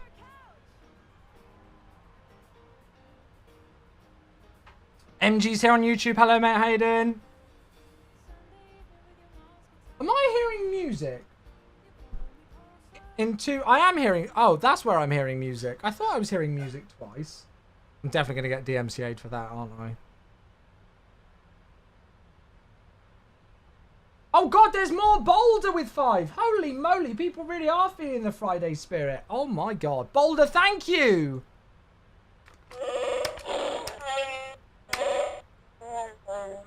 Ooh. It's fine. The mask is fine. Boulder, thank you for gifting 5 subs. They're going to United 4777, Kyrilus, Brackley 91, Chaos Skills, and Roberto with Fly Lilo. Thank you very much. Cheers, mate. Another 5. God damn. Holy moly. Today it's been crazy with gifted subs. Thank you very much, friends. That means the world. That really does. Boulder, you're a legend. Thank you for another 5 gifted onto the tally, mate. That goes a long way. That really does. Thank you, bud. Big Flyer. Hey, Matt, serious question. Should I upgrade to 2024? I have a lot of add-ons in 2020, or should I give it a year or so? Well, the great thing is that you can get it on Game Pass. So, and it's a really, small client download size. It's only, 12, 13 gigabytes. So I would advise getting, a month's trial of Game Pass and giving 2024 a go. You know, give it more than just, a couple of days on Game Pass. Give it a few weeks and everything like that, and then go from there. There are, add-ons that we are waiting for compatibility updates on, but just because you get 2024 doesn't mean that you can't still use 2020, right? I use both. Depending on what aircraft I fly, I use both. So, yeah, if you want to give 2024 a go without, going the full, length of purchasing the entire sim at full price just yet, get a month's trial of Game Pass. You can get it on PC or on Xbox, and then download 2024 on there. As I say, it's a super small install size, and give it a try. What's improved in 2024? I mainly fly airliners. So I've got a lot of friends who are real-world pilots who say that they think the flight model's a lot better in 2024 for airliners. I wouldn't know personally, but that's what I've got friends who are saying, which is great. There's also some really nice inclusions with default aircraft for airliner stuff. So there's the Airbus A330 that's default for everyone. That's both the 200 and the 300 variant, with both the Rolls-Royce and the General Electric engines. You've obviously got the A320 now. You've got the A321 as well, default, all completely default, just in the sim. And then you've got fun things like the A400M, which is basically it's like an Airbus A380 in terms of some of the flight deck design as a military turboprop that's a high wing. Great fun to fly. It's brilliant. So there's all sorts of stuff. So yeah, if you're an airliner person, and there's already starting to be some compatibility updates for things. So Phoenix have got an experimental build out in MSFS 2024. The Mad Dog MD-80. The INI builds A300 and the A310 as well is in 2024. The FS2020 is in 2024. And we're just waiting on things like PMDG and things now. So yeah. Do I use Active Sky? No, mate, I don't. No. So yeah, there's plenty to do. Plenty to do. The newest PMDG forum post was optimistic that the tools are there now for 2024 compatibility. That's brilliant. That's really great news. Beautiful. Yeah, I mean, it sounds like for the most part, Kenko was saying that they worked pretty well, right? It's just that, I think they were struggling with, go-around modes and things like that. Not go-around mode, walk-around mode and things like that. Something along those lines.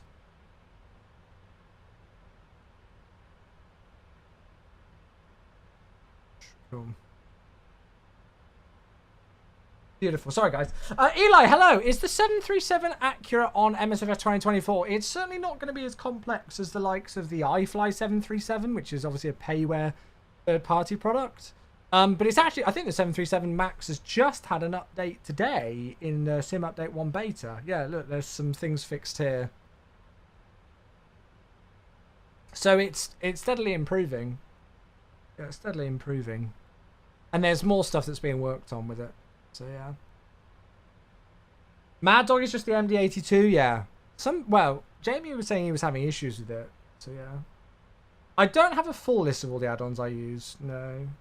When do you think the marketplace will come out? Unfortunately, it's not something I can comment on at the moment, mate, just because of work. Sorry, bud. You need the iFly in 24? I know, right? I know. Yeah. Need to remind you about the prediction. Yeah, we usually do it at 10,000 feet. So yeah, so this is Sim Update 1 Beta 1.3.10.0. There are issues with it on the MS Store at the moment. It is available on Xbox and on Steam. So if you're in the beta and you're on Xbox on Steam, then you can download this.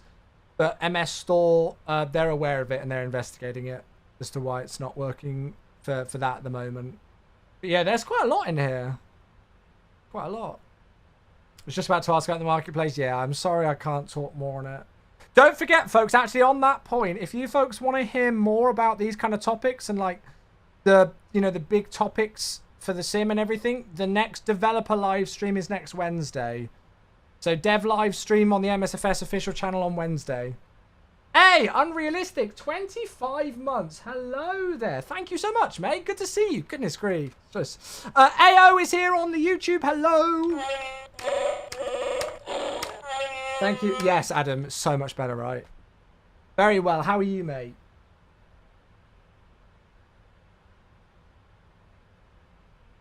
Yeah, I was just in the mood for it.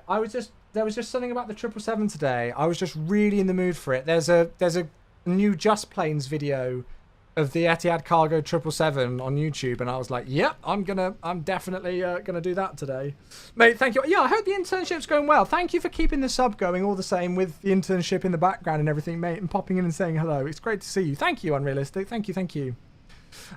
Yeah, honestly, I think SimUp personally for me, and I am like obviously I know like, oh, you was just saying that because you're biased because you're a community manager. No, genuinely, I am much happier on Sim Update 1 Beta so far. Like, my load-in times are... my load-in times into 2024 were good, but they're even better now. My ground textures are a lot better in Sim Update 1 Beta than they were before. I can now split live time and live weather as well, which is huge. Yeah, and you can activate stuff in the My Library section. And then not have to restart the sim for it to be there, ready to use, and all sorts of things. So, yeah. And I mean, that was just, we've only had, technically now, 2 builds of the Sim Update 1 Beta. So, yeah. Do I have a list of all the add-ons that I use at the moment? I don't, because it kind of depends on what what sim I'm in, really. I have a YouTube video about my MSFS add-ons, but it's pretty outdated. Maybe I'll make a new one when like Chase Plane comes out, and I'll make a 2024's like what add-ons I use page. The big ones really are like Navigraph and things like that. I use Navigraph, I use FS Realistic, GSX for the ground services stuff, obviously all the aircraft and the scenery, MSFS add-on linker. I have Rex Atmos in 2020, but I've not opened it and touched it and changed any settings in it for God knows how long. Agreed, Lukey. Thanks so much for your follow. Welcome. I appreciate you, buddy. Thank you. Looking forward to changing your Toby curves in Sim Update 2. So you can... Well, Jonathan Beckett's got a really good YouTube video onto how to edit things with Toby. I don't know if like how to edit things through a file without using OpenTrack in MSFS 2024, which I did and worked really nicely. I was using it yesterday and it was fun.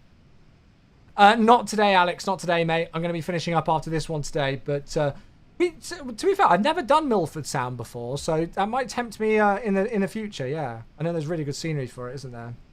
What do you think about the government backing the 3rd runway at Heathrow? It was really crazy because they announced that in the town where I used to play badminton. Rachel Reeves did a a thing on that in Ensham, which is the town I used to play badminton in. In fact, one of my best friends has got a cafe there. Oh shoot, he texted me actually. That's another matter. Yeah, I think it's great. I just hope BA can keep up with it if the third runway does go in, because obviously they're going to have way more competition. That's the only thing with the third runway, is that at the moment, well, I wouldn't want to say that BA run Heathrow, but obviously, you know, like, they have a substantial, I think, say in things at Heathrow. Whilst I imagine if there's going to be a third runway and a new terminal and all sorts at Heathrow, BA are going to have to keep up with it, because there's going to be a lot more competition. So, yeah. I don't think so, Fat Boy Fat, no. I'd need to go in and have a look at the internal log for it, but don't worry, it's prioritized in the bug thing. So yeah, don't worry. Yeah, that's it, Miku, absolutely. Absolutely. Yeah, I remember when I used to stream full time and like do P3D, I used to load into the sim and make sure all of my add-ons were up and running and working like an hour before I went live. Especially now with MSFS 2024, I can get everything set up in like 5 to 10 minutes. It's amazing. So, yeah. I drove out to Milford Sound. So one of the other community managers did Milford Sound. He flew in there over Christmas. We did a Christmas holiday over to New Zealand, and yeah, looked incredible. You haven't had the VRAM bug since... Oh, really? Gaming Prospect. Oh, that's great. Brilliant. Have I ever been to Ensham Hall? I've been there as in the school hall. That's where I used to play badminton. But that's it. Airlines like Virgin and BA have a huge hodge of money ready to put down on slots if the new runway does go ahead. Yeah, you'd hope so. But have they got the aircraft and everything as well?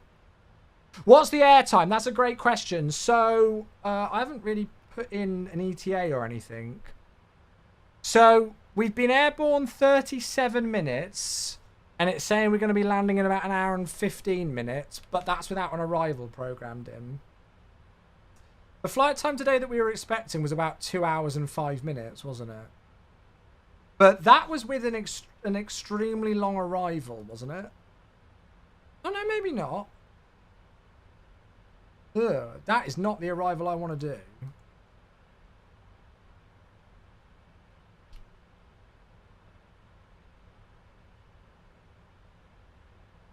Why are all of these like taking you over the airport? It takes you over the airport and then round this way. I wonder why.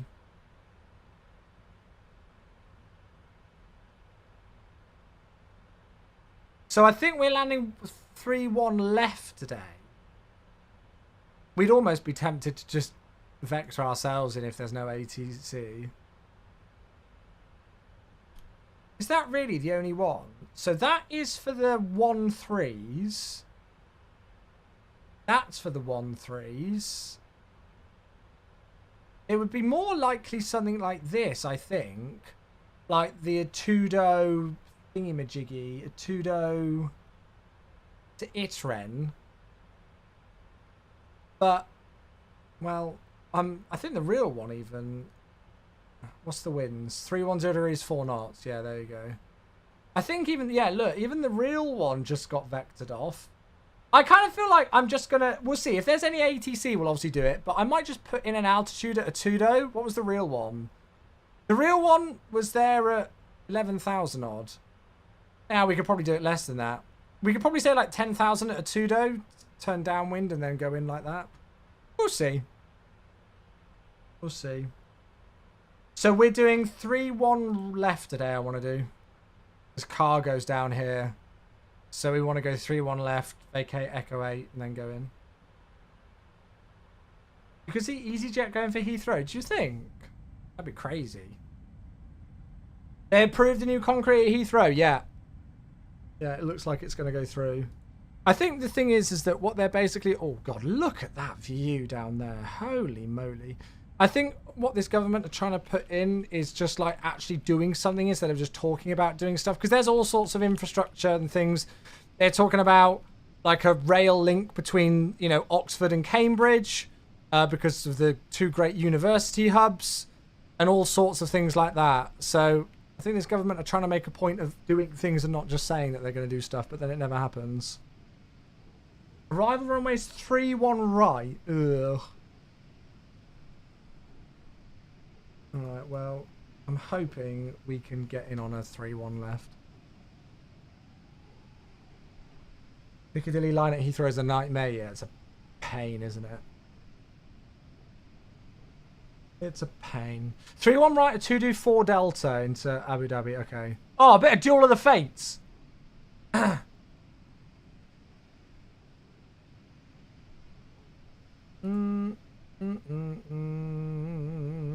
But, I mean, I'm hoping that I can just put a 2-do and then just give ourselves a downwind. If there's no ATC, of course, and then just go 3-1 left.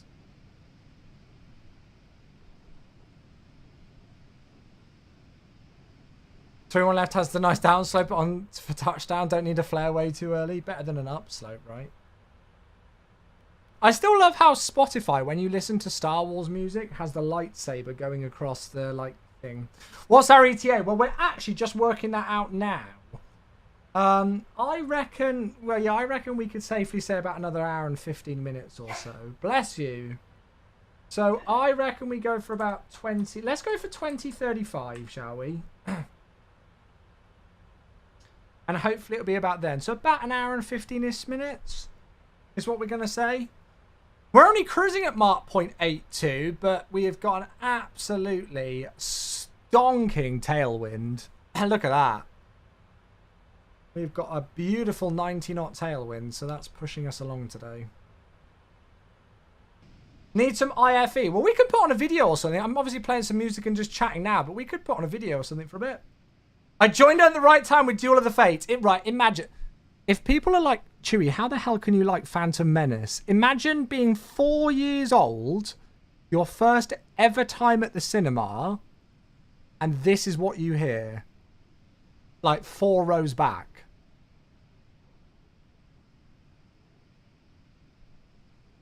Like, can you just, you know, imagine you at 4 years old and like the freaking bit where Darth Maul comes out with his, you know, with the lightsaber extends one side and then the other and then this.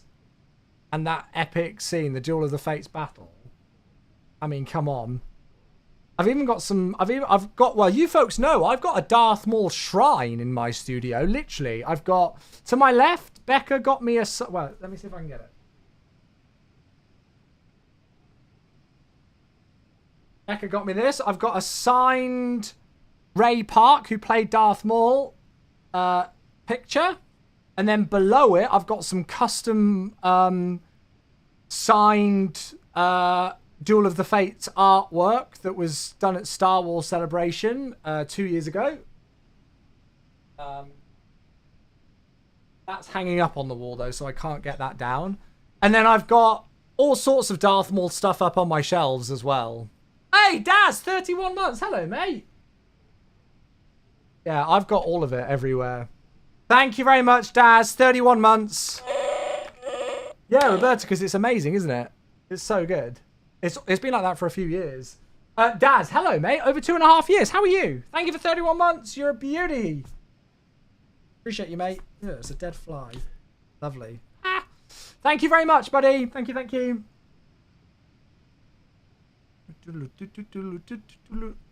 Darth Maul was so cool. Yeah, he's still my favourite movie villain.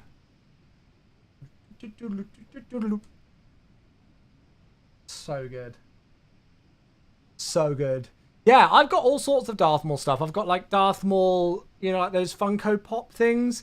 I've got about 4 pieces of Darth Maul Lego. I've got a Darth Maul head with a skull thing. Yeah. Yeah, I've got Darth Maul stuff everywhere. Hey, it's 777 driver. How very apt to see you here today. Thank you, mate.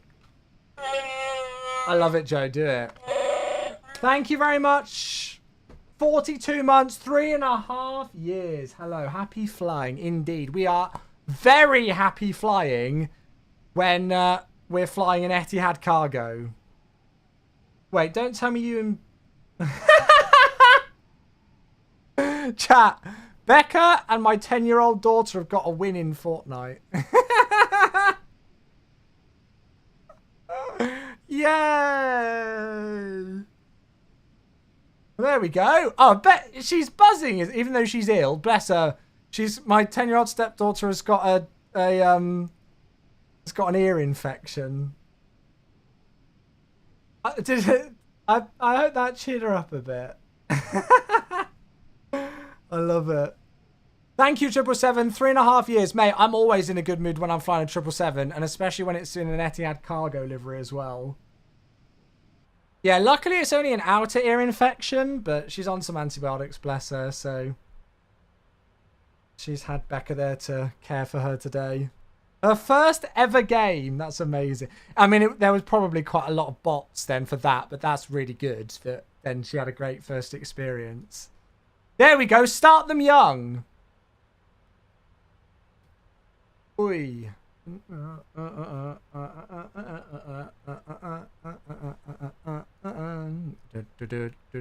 Cool. So yeah, we got about an hour and 10 minutes to go.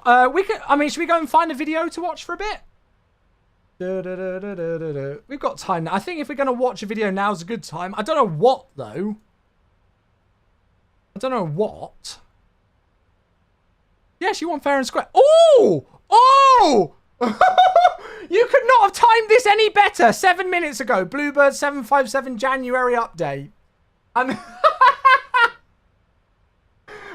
We could not have timed that any better. Lovely. Right, job done. Let's enjoy. Hi, everybody. Hope you're doing well. So in this video, I'm going to go through some of the updates on the 757 and showcase some of the systems.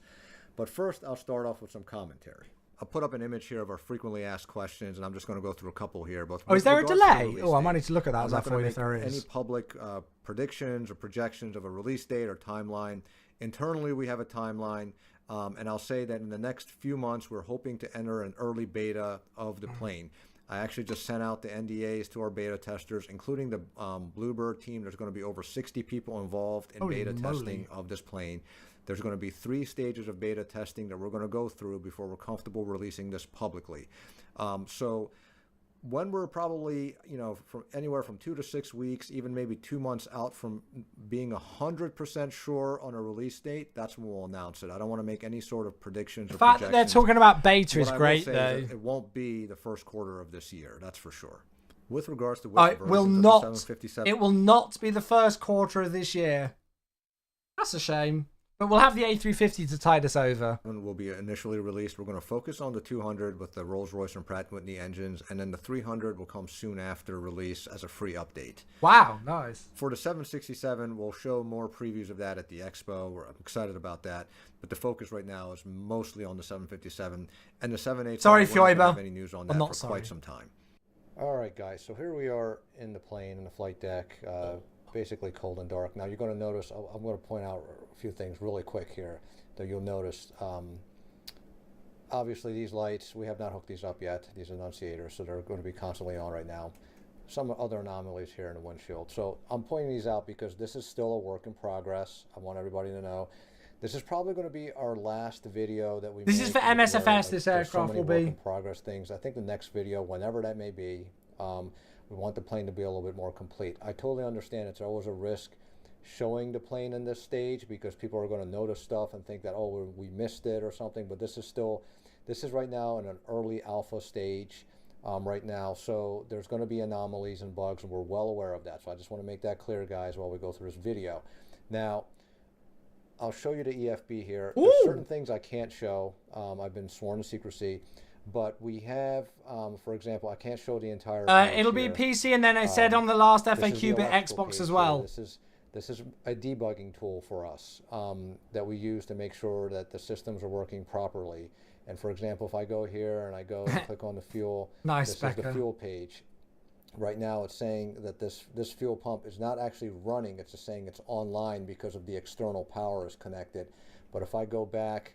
And again, I apologize for these menus right now. Let me disconnect the ground power.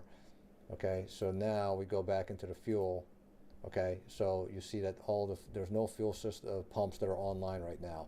So the first thing I'm going to demonstrate is the APU fuel logic. The APU will only drain from the left tank, And when there is no power connected to the plane at all, we're going to connect we're going to first go ahead and turn on the battery here, okay?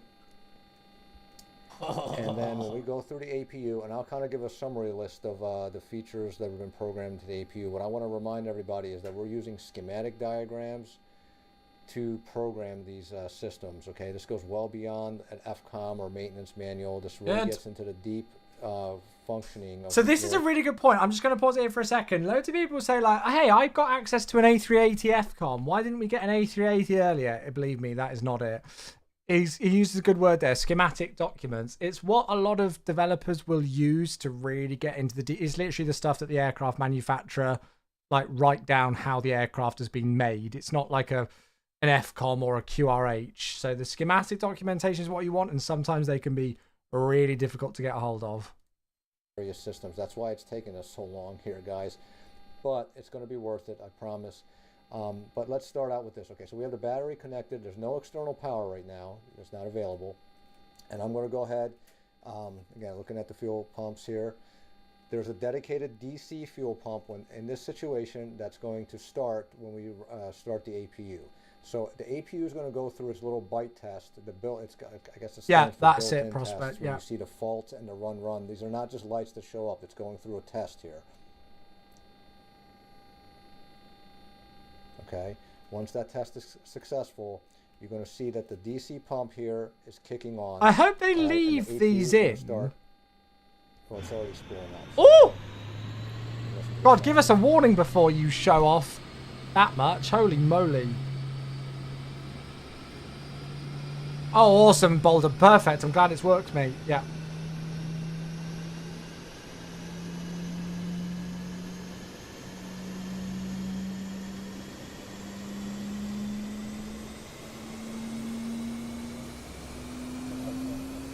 Yes.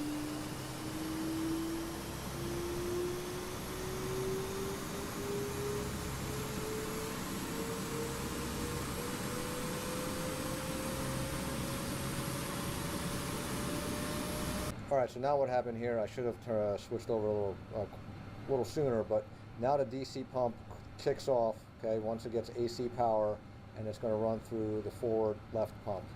And it's draining here from the left tank. I hope they keep this in though, so when we can look at that all ourselves. Last year. Right now we have it set to instant on just for testing purposes. You will be able to set a realistic IRS time if you really want to sit there and wait potentially up to 20 minutes. Or you can do 1 or 5 minutes if you want, but right now we just have it instant for testing. Fizzing sensation, so that's the kind of thing Gary says. Now the APU is running. But he says it a lot more filthily so than that. It's generating, the APU gen is light. Is on. It is on. Again, this is just another little bug I'm pointing out here. We're well aware of it. Like you can't see the on decal. It's some minor stuff that we're going to go through. But the APU is running, and then there's also, move over here. There's duct pressure that the APU is providing. Okay, so the isolation valve works. If we turn off the isolation valve, there we go. Looks so really clean, doesn't it? Bleed air to both the left and right side. We did go over the air conditioning system in a previous video. There's still some adjustments we're going to make to this, to the basically the pneumatic system, but we won't cover that in this video. But really, I'm going to go ahead and at this point, I'm going to kind of summarize all of the features that have been built into the APU. I'm not going to go through and talk about them all, the whole list, but I'll put up the list here so that you can see what we've been working, what's been programmed. This is not in works. This is what's been programmed into the APU system. It's a very complex system here. A lot of stuff going on behind the scenes here. Okay, what I also want to go through really quick, in this case, in other scenarios, let's say you have the ground power hooked up, connection, and you want to start the APU. So it's available here. Let's go ahead and turn the battery on. We're going to hit the ground power. All right. You're going to hear the recirculation fans come on. Avionics will turn on. And then, if you remember last time, covering up the EFB. So these are the fuel pumps. Again, they're spinning to show that they're online. They're not actually trying to pump any fuel right now, but they're online. What we're going to do Hopefully I'll quick start the beta, APU, yeah. And then I'll show I guess the load transfer logic when you go from the ground power to the APU. You'll hear the relay click over. So let's start the APU. Goes through its little byte test. We go into the APU screen.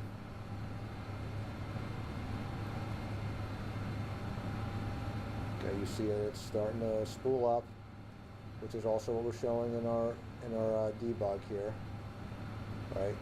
Even though that's a debug So, screen, one thing I like, wanted to mention yeah, it would be is so this cool is if we just had not for this kind of iTunes here, synoptic guys. stuff on We're the using this EFB. as a It's like you could do it on the debug tool to Challenger make sure that these 650. systems are working properly.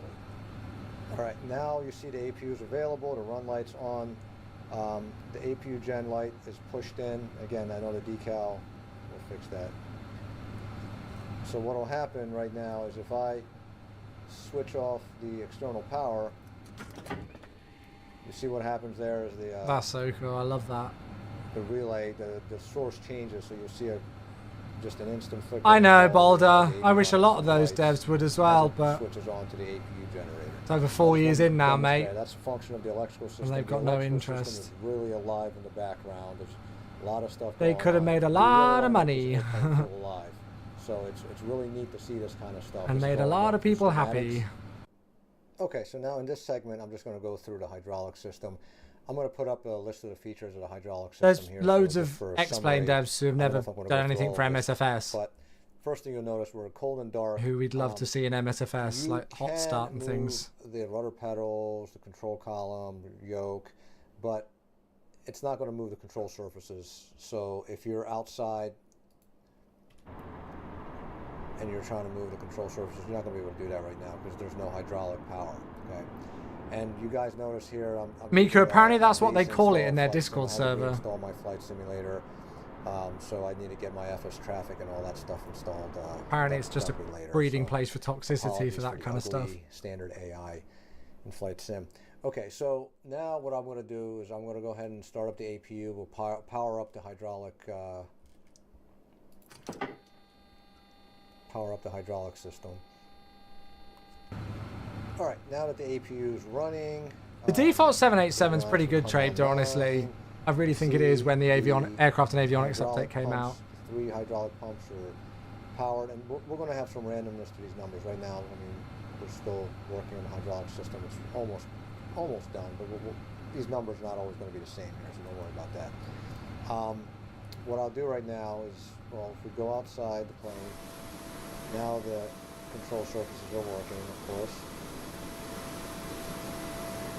These are all attached to their correct hydraulic system. Nice. For example, let's say if I... So they must be doing failures and stuff if they're modeling these like pneumatic systems and stuff in such System detail. pressure light comes on. There's no pressure in there. So now Surely. you see only some of the spoilerons work.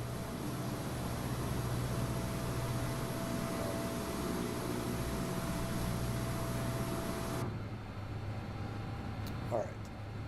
And this is also hooked up to their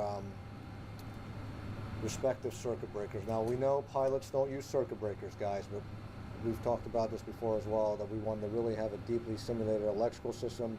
I just hope if they're going to do circuit breakers that they take into account the performance thing of those, because circuit breakers can be a lot of a degradation on performance that loads of people don't realize. That's why we integrated the circuit breaker. Having like all the mapping. click spots and It'll stuff also can be a real beneficial in the performance future hitter. for failures and things like that. Yeah, game prospects. Another part of I agree. the hydraulic system that I'm going to demonstrate in a video soon is the ram air turbine. The ram air turbine is simulated, and the ram air turbine only powers the center hydraulic system. It does not provide any electrical power. So in the event that you lose both engines and you're flying, the ram air turbine is automatically going to deploy and power the center hydraulic system so that you can control the aircraft, and then only these standby instruments are going to be functional. That's a bad day at work. Oh, hello. Oh. Yeah, that's a very bad day at work.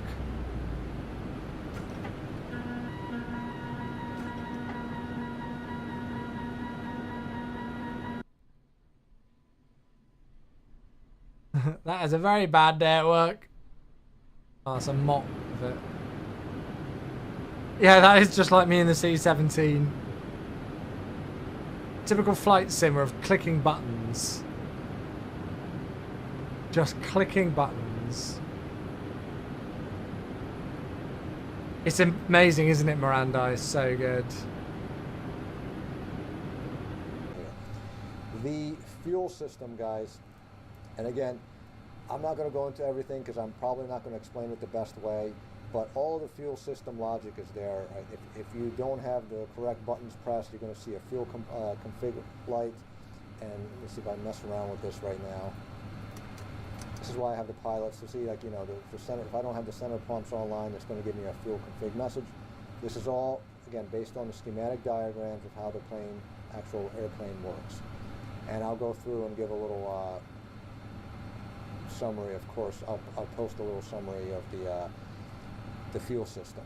So I hope this gives a little bit of an idea of the depth that we have so far in these systems. Okay, now let me briefly talk about the cabin pressurization system, since Dave is going to cover that in his video anyway. The cabin pressurization system is modeled to a very high degree, and it's in this page here. If I go to the home screen, you go into flight data, which we have a lot planned to do with the flight data screen. Right now, it'll show the cabin pressurization system, what altitude the pressurization system is This at, is so cool. versus what the altitude of the aircraft is at.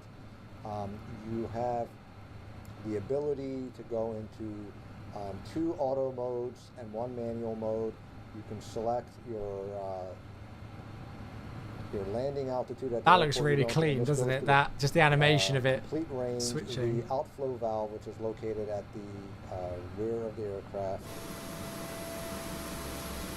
This outflow valve here is fully operational, along with the negative pressure relief valve. Pentu, thanks for the follow, buddy. I appreciate that. If I move closer Thank you. here, and I'm sorry I'm using this cameras. I hate these default cameras. Drone these guys mode. here, We've got to teach him how to use drone mode. Flaps, they are functional, so depending on the status of the cabin altitude, it will open those flaps. And you can also get, there's a warning message on the cabin altitude. Again, Dave, I want to have a video by Dave, and he'll go through some of this stuff, but I'm going through it as well. Who's Dave? To give you guys an idea of what to expect. And I'll put up a summary of the cabin pressurization system. Oh, look at it all. The things that have been programmed. So, guys, we're putting a lot of work into this. For those that are new to us or might be just watching this video, we're programming the autopilot and flight management system completely from scratch. This is not using any of the default Microsoft Flight Simulator code. It's all coded by us. So right now, you know, the basic. That's why it's taking them so modes long. are all working, but really the bread and butter is the LNAV and VNAV. The LNAV, we've started on VNAV, and LNAV, you know, we're still tuning that, but we're kind of working on these together. So That's this is the thing that worries me, is that there's some incredible stuff here, and they've gone into some incredible detail with stuff. But retrospectively speaking, from my experience speaking with other devs, that stuff is the easy part to when you then start to get into this stuff. LNAV and VNAV, and then with flight model and everything like that. That's when things really get tricky, you know. So I hope, even though they've gone into some absolutely incredible detail, the fact with the stuff that they have done with the pneumatic system, electrical system, all of those kind of things, this is, as he says, it's the bread and butter. This is when for people making custom aircraft, the LNAV and the VNAV are really the things that make people pull their hair out, I think. This alone is going to take a couple of months to get programmed. And you know, this also includes the auto land. This is going to be a full the auto Embraer. land. Yeah. So these things have to be tuned. Once they are in a more complete stage, that's when I really want to make the next video. And again, all of these little minor bugs and stuff you see, and here, I want this to be complete. The virtual cockpit, I mean, the model and the textures is basically 95% done. Again, there's just these little bugs here and there that we have to fix to get it done. Okay, now I'm going to turn it over to Dave for his section of the video. Hi, Dave. Hi everybody. Hey, Pentu, how you doing? Good to see you. Welcome. This Bluebird Simulation 757 showcase. for the flight management Just watching computer, a and also the update video from a developer who are making a new 757 aircraft for the sim. So first of all, Oh my let's go god, to his the flight management performance. computer to the route page. And what we're going to do is we're going to load up a route from KSTL, Oh, that's a St. jetway. Louis in America, to Denver.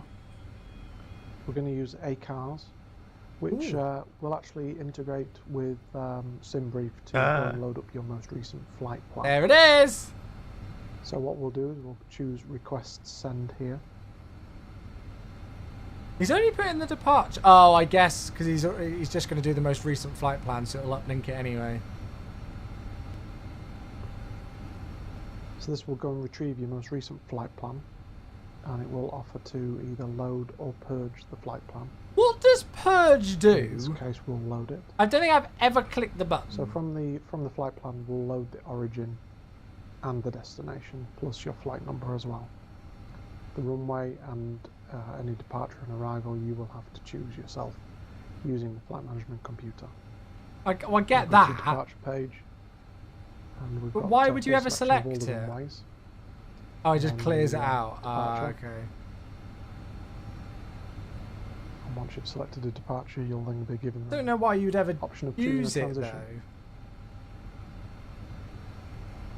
though. Be That's good. the point at which you want to leave the departure.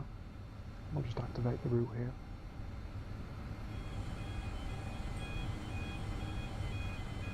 So we go to the departure and arrival index page. We can choose Denver's arrival.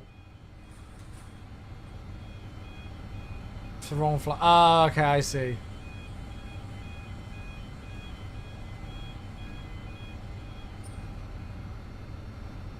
And here we'll choose ILS 35 right.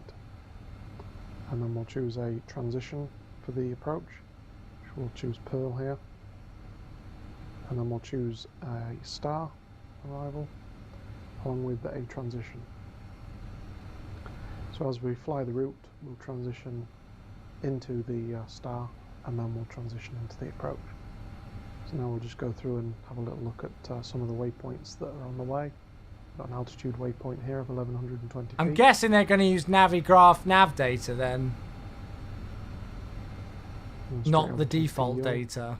on bearing I could be 311. wrong. All the distances have been calculated. If we progress through, actually we've got discontinuities and things like that now as well. I've already pre-planned a route with some points that we can go to. So I'm going to add in Croc here. And then to close the discontinuity, we can just go to the next page, select Oath. Blitz, I think I've done the other one where you get And then vectors. on Is it the discontinuity. 4 Delta? The 3-1 right? I'm hoping we get 3-1 left. To Oath. I'm really hoping we get 3-1 left because it's so And you much can see we've closer got for all our of the taxi. speeds and all of the altitude restrictions as well at every waypoint. Fly-by-wire SimBrief integration uses the Sims data. So this is Yeah, a that's full route true. down to the runway with Mr. Approach. But I don't know because this is all About custom built from 5,800 scratch, isn't it? feet. And then we have an intercept. And then we'll hold at Seduk.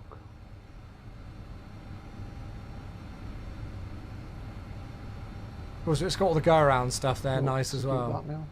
Okay, so here I've changed Oh. into plan mode, It's a bit bugged there. the EFS, and now we can step through all of the waypoints. It says the acceleration is behind the runway. So on the EFB we also have the this app called the Flight Data app, which will allow us to view various altitudes for the aircraft, the terrain altitude and also the cabin altitude. So we can see what the pressurization system actually does. So now if we go over to the pressurization system, we can set the I think landing the altitude the for real one Denver. got vectored for the flight that Which, I is did, Blitz. So if they don't 5,400 use that feet. star, then they'll just get vectored, I guess. It does normally move a little bit faster than this, but I think my my video recording software is slowing the input down to Flight Simulator. So we also have the auto rate, we also have the various mode select switches, which actually each system, including the manual, is simulated. So in the future we'll be able to fail auto 1 and you will have to switch to auto 2 or manual. You can also use the manual God! controls to control. I wish we got some warning before they went outside. It's so loud. It wakes you up. Like, whoa, hello. Also, while you're flying around, including yeah, there's ATC equalising on, yeah. cabin pressure upon touchdown. 6th of February, they're streaming it. Really? Spent many hundreds of hours just on that part. So now, with the flight management computer, there's obviously two. That'd be so cool. We can actually independently control each one, including both routes, and manipulate them in whatever way we desire. We can switch to route 1. Showcase stream 1. We can copy the routes. We can manipulate each route independently. Nice. Other. Thursday, 6th of Feb at 1000 Zulu. Arrivals. So here I'm going to type in Cayman, Memphis, and we'll look at the departures just for Memphis. Here you can't select anything on this particular page. It's just viewable information, that's all. So here I am travelling on the route. You can see LNAV is currently switched on. LNAV is something that is in active development at the moment. So as you can see, I've specified a new waypoint to switch to here, and LNAV is now turning us towards that. Here's sim performance. Casual 5 AM for me. It'll be available on replay and everything. And it will progress through the flight. May have to be late for work that day. Aircraft's altitude as we've climbed, and the cabin is also climbing as well. That's cool. With the terrain displayed below, and 0 at sea level. Now, I don't take this as like a working thing. So here, Windows update pending. Isn't there always? The rate of change of the pressurization system. So that this is like an early alpha build. So if there's things missing, it's not to be surprised. It sticks to a schedule behind the scenes, specifically made for the 757. And it also has the cabin differential pressure, including the limiter at the top of the differential, plus the negative pressure relief valves. So at the moment we've got an landing altitude of 5,400 feet.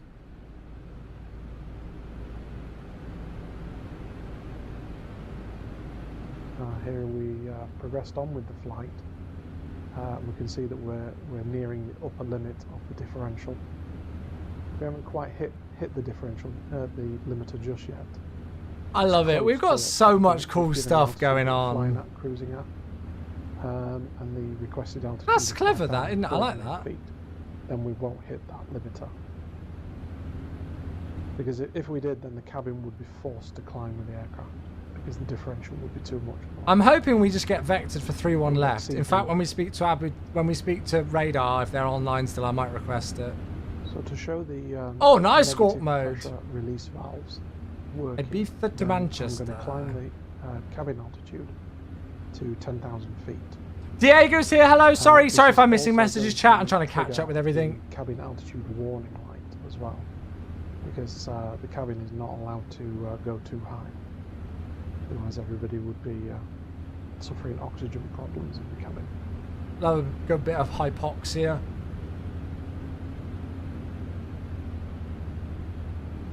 So I've increased the auto rate to maximum. It's now gone up to 1200. Beyond the truck, I use both, mate. And the only reason why I'm in 2020 today is because this aircraft that I'm flying, the 777, isn't in 2024 yet. As we can see from the EFB flight data app, that the cabin is now climbing. The aircraft's altitude is stable.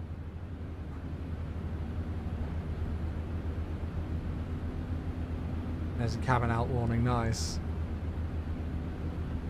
Take your breath away. We can change the rate and also decrease I'll the pass. Yeah, literally. So here I'm showing the progress page. You can see that we've burnt 13.4 tons. We've got 6.6 tons per side. Slight headwind and a very little crosswind. I love it. They're going into a Lines good for amount of detail with resources. this, aren't they? It's going to be an awesome aircraft. And here we can show that the speed and altitude limits per Oh, weight beyond the function truck, for nobody uses it, 34 mate. V now. Dead years ago. And once the aircraft altitude comes down to meet the cabin altitude, then it will reach the For limit active of development, the negative LNAV seems pressure. decent so far. I mean, he's And once flying it in a does that, straight then line. cause the cabin to fall at the vertical speed of This the isn't a test for LNAV. which in the next picture I'll show a slide of that.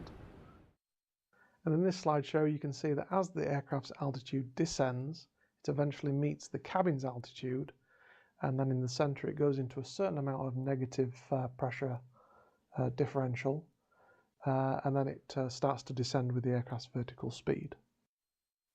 And then in this slideshow you can see that upon touchdown, Gustavo's still rocking we, P3D equalise the V5. cabin's Wow. pressure with the 2 ambient wins in a air row. pressure It's going to start to outside get the more aircraft. difficult, though.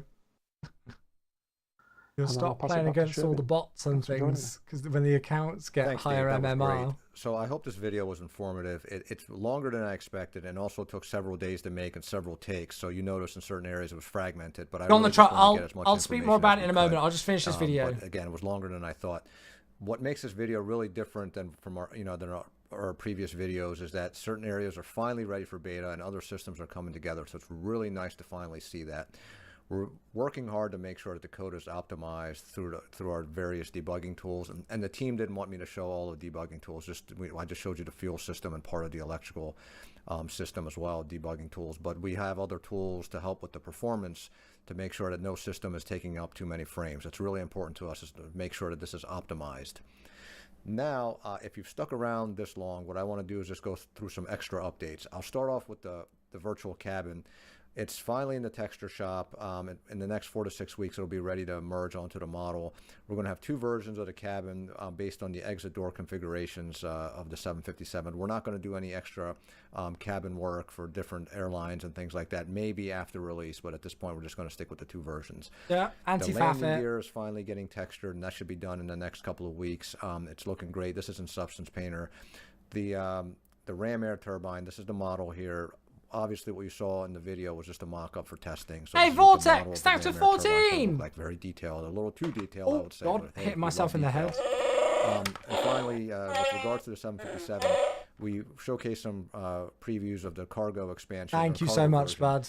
earlier this month. So the cargo version is going to have several enhancements that will be included for free on the You're a passenger beauty. version. Thank you, bud. The cargo version will be a paid expansion pack, but you don't need to buy it to get those improvements. But we certainly hope that you do buy it and support us. But here's some extra screenshots of the cargo version. It's looking great. And then, regarding the 767.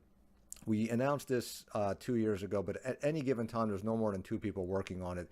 Once we get the whole team on the 767, it's going to progress much faster. So, right now with what we're working on, the code base, and we're making great progress on that, it's going to really help future projects progress much faster. We're going through the hard part right now of developing, of getting the code base done. That's really the most tedious part, but we're getting there. We're making great progress, as I mentioned. So I hope you enjoyed this video. Brilliant video, isn't it? For the next video, Thank you, it's gonna Vortex. be, when the plane is more complete. So I'm not going to give any sort of timelines on that, but I want the plane to be in a more complete stage before we make another video on YouTube. But on other social media, I'll post snippets here and there just to keep everybody up to date.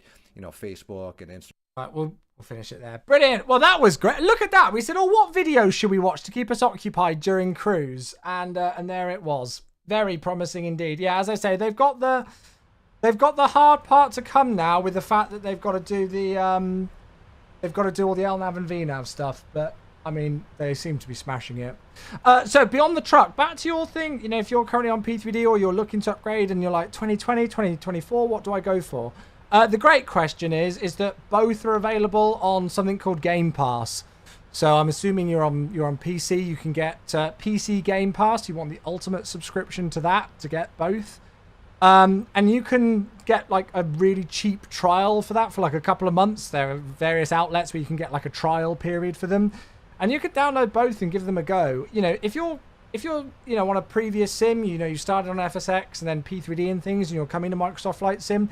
It's going to take you a little while to get used to the new system and stuff, but I think if you just get in the sim and get in either of them, 2020 or 2024, you'll realize just how incredibly stunning it is and all the incredible new stuff it's got. It'll take a little bit for you to get used to it. It's got like changes of keybinds and controls and settings and all sorts of things like that. And obviously it's going to be, you know, a little bit different in terms of its performance and what it can do.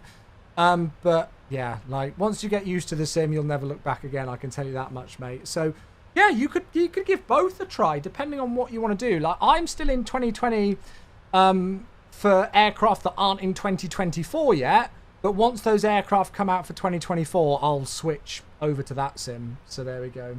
Oh, cool. Is it update now? Lovely. Thank you, Adam. I will let the team know. Thank you.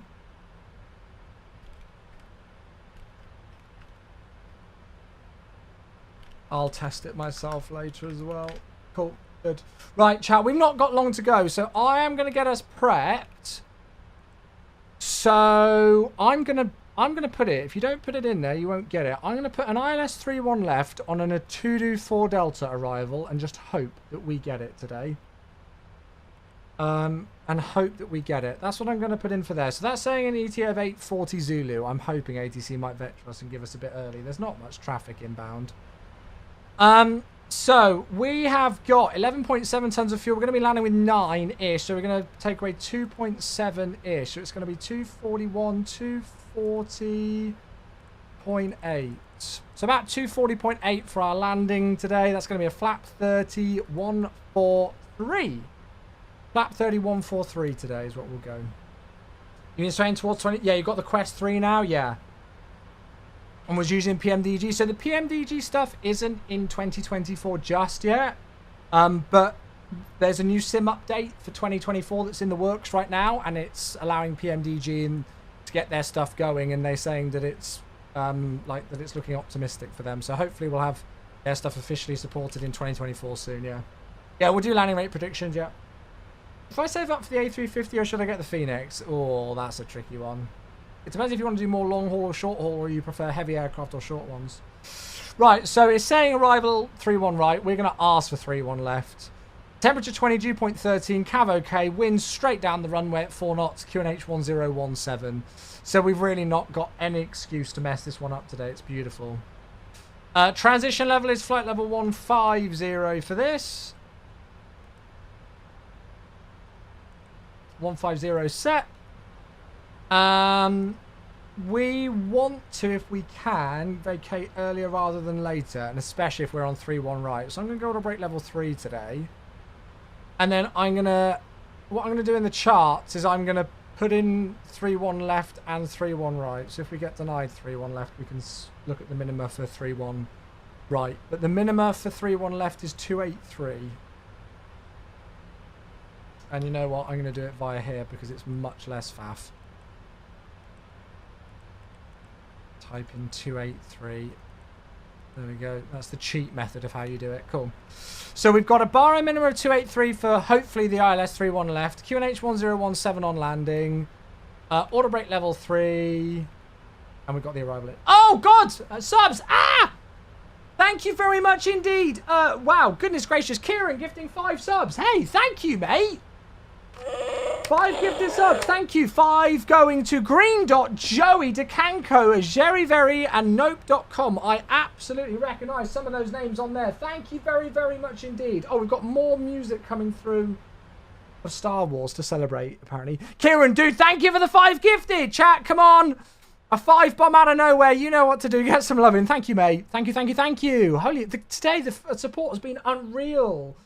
There's so many people live today. I know the MSFS official stream is live. I know Jamie's live. Kenko's live. There's so many others live. So the fact that you folks are tuning into the stream and then Kieran's going crazy gifting subs and things is wild. Thank you, mate. Chat, if you missed the news just now announced via email and things, I Builds are doing a live stream of the A350 on... When was it? Thursday, 6th of February at 1000 Zulu. That's 10 a.m. UK time. So less than a week for the first showcase stream of the A350. Less than a week. That's very exciting. Thank you, Kieran. Dude, I appreciate you a lot, mate. Yeah, beyond the truck, like, there's still a lot of people who are using 2020. I think once 2024 starts to get the add-ons come across, then a lot more people will switch to 2024. And there's going to be sim updates and all sorts of things to help with the progress of MSFS 2024 anyway. You know, if I had a choice and if all of my aircraft worked in 2024, I would solely be using 2024 because my load-in times are a lot faster. I get much better performance in 2024. Somebody asked the question about what my performance was. I get about... I pretty much level myself at 60 FPS, but I find that I'm getting better performance in, like, tough situations. So, like, Heathrow with loads of traffic, I'll get better performance in 2024 than in 2020, for example. Yes, it should be working now, Ben. Should be working, mate. Yeah. All sorts of things with, and I think the visuals look better in 2024 and stuff as well. So yeah. There we go. Sorry if I've missed any messages. Firestorm just tuning in. Good evening, guys. Hello. Have you seen? We literally just watched it, Firestorm. You've literally just missed it by a few minutes. Yeah, we just watched it. Well, the whole thing. Hey, no, it's Intuitive Introvert. What a name. I love it. You're going to get the mask. We've had a couple of new subs today, so I need to explain it, don't I? Intuitive, you're probably wondering why the hell I'm sat here with a Chewbacca mask going into a microphone. Many years ago, somebody said to me, oh, a bit Harry Potter now.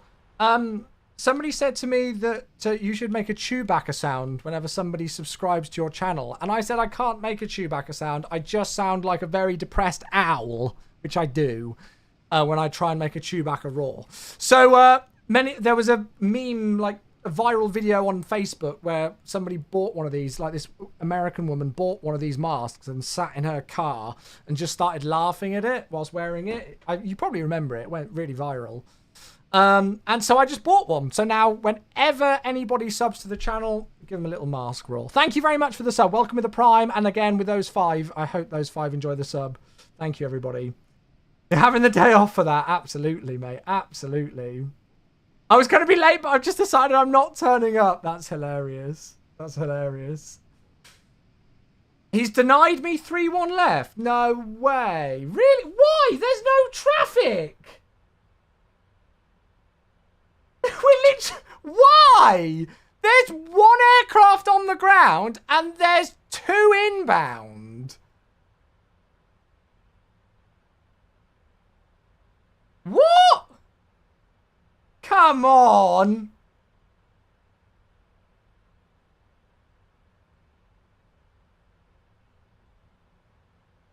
Really? Well, I guess we better plan 3-1 right then. That is a real pain. There's literally, there's oh, I don't know. Whatever. Right, okay, so it's 272 for the minima. But this is one of my favourite Harry Potter songs. Oh, I hate doing the Barrow Minima in the 777. Right, so, well, unfortunately with that, it's going to be a, it's going to be a 3-1 right landing. So, 3-1 right, exit Alpha 10, and then it's going to be 1 bitchin' taxi, because we've got to go all the way across the other side of the airport. It almost, I know it sounds mean, but it almost makes me just want to land offline. Because it's going to give us like another, it's going to give us like a 15-minute taxi when there's no other traffic inbound. What's the point? I hate to moan about volunteer ATC on VATSIM because they do such great, incredible work, but it's quite that's not exactly like a massive faff of a request. If there was loads of other traffic and 8 million departures on 3-1 left, I'd understand it. There's literally 1 plane on the ground. I don't know. What should we do, chat? Should we stay online or should we just do 3-1 left? Etihad's got a TikTok, have they? Where does the minimum show in the chart? It depends on the chart provider, whether you use Navigraph or Lido. So it'll either show it up here. So ILSDA 272 in bold, or it'll show it down here. Well, yeah, I mean, if there were like 10 departures all trying to go from 3-1 left at the same time, I would get it. But there's one aircraft on the ground at the moment at Abu Dhabi. There's 2 aircraft that are airborne that are flying into Abu Dhabi. That's both of us. Oh well. Right, 13215.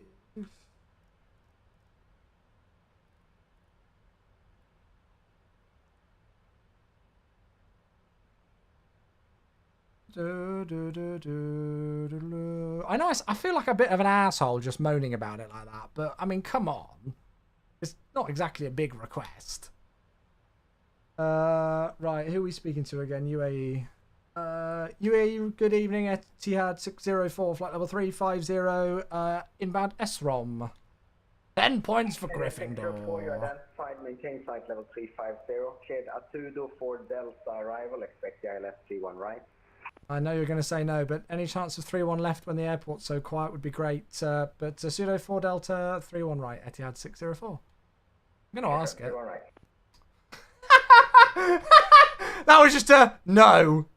I tried to ask that diplomatically. Any chance of 3-1 left when the airport is so quiet would be great. Any chance of 3-1 left when the airport's so quiet would be greatly appreciated. And then he just goes, expect 3-1 right. That almost makes me just want to do 3-1 left offline.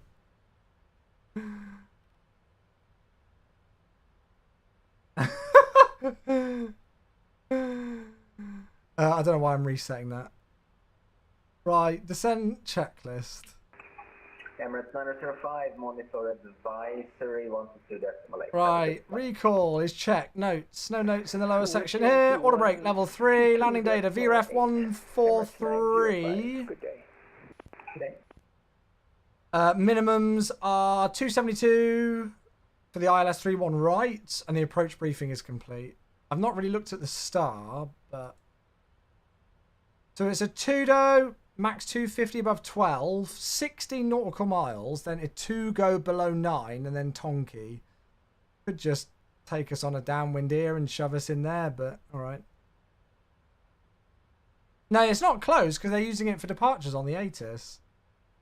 Etihad 604, when ready, descend flight level 160. When ready, descend flight level 160, Etihad 604.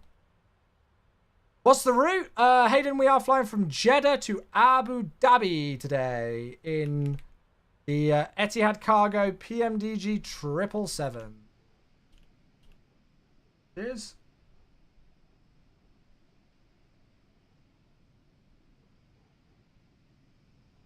I think that is the first time in about 7,000 hours of flying on VATSIM where I've not had a request approved for, like, in a simple circumstance like that.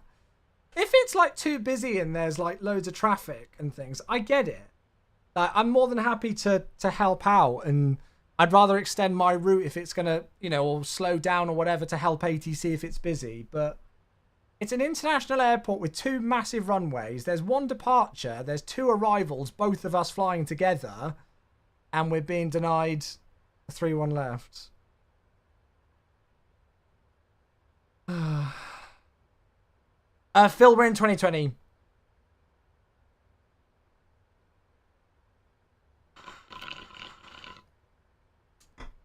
Yeah, the PMDG 777 isn't fully working in 2024 yet, so we're in 2020 until it does. Hey, Brandon, happy Friday. Oh, yes, it's the weekend.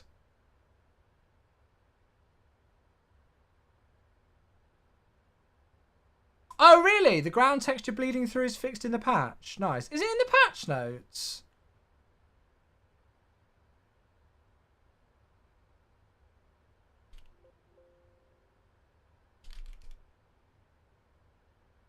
Good day, UAE radar, Emirates 407, just setting flight level 240. Emirates 407, you identified, proceed direct IMPED, clear the IMPED 3 Charlie arrival. Descend checking now. 10,000 feet, QNH 1017. Nice 1017, descend on a speed 10,000 feet, and believe you said, what was the directive?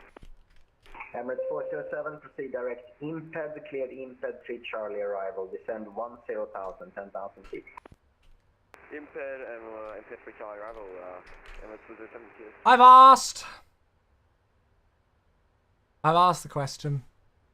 Now, if it was server side, then we would have been able to do it quicker. And it wouldn't have had to have been done in a sim update build, if that makes sense.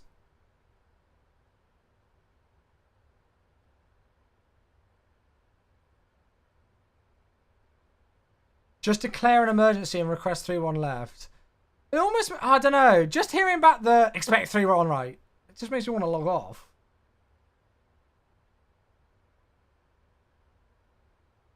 But I feel like that's an asshole move.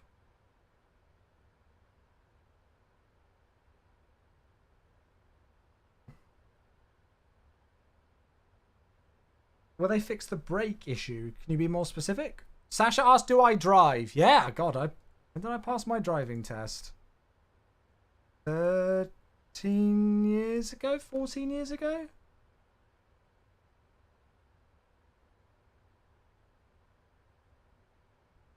Well, I'll leave it up to you folks. Blitz is obviously flying with us on VATSIM, so I would like to complete the flight with him. But, I'm going to leave it up to you folks. If you folks want to see me do the 3-1 right with a long taxi, all I will ask in return, I'll happily do it. All I'll ask is in return is that you stick around and keep me company whilst we taxi for 15 minutes.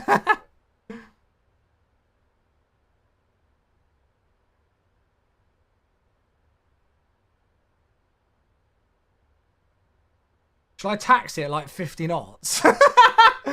Should we land 3-1 right? And then I'll taxi at like 50 knots.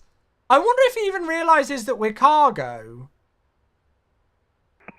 Etihad 616, descend 10,000 feet. Because we're literally going to have to go all the way across and then go over here. 1017, QNH. Hey, Kieran gifting us up to Ben! Yeah, Southwest Taxi, that's it. Watch Lord of the Rings during the taxi. Thank you very much. Cheers, cheers, cheers, cheers. Ben, welcome to the crew, matey. There you go. Kieran gifting another sub today. Kieran, you've been incredibly generous. That goes a long, long way, mate. Thank you. Thank you, mate.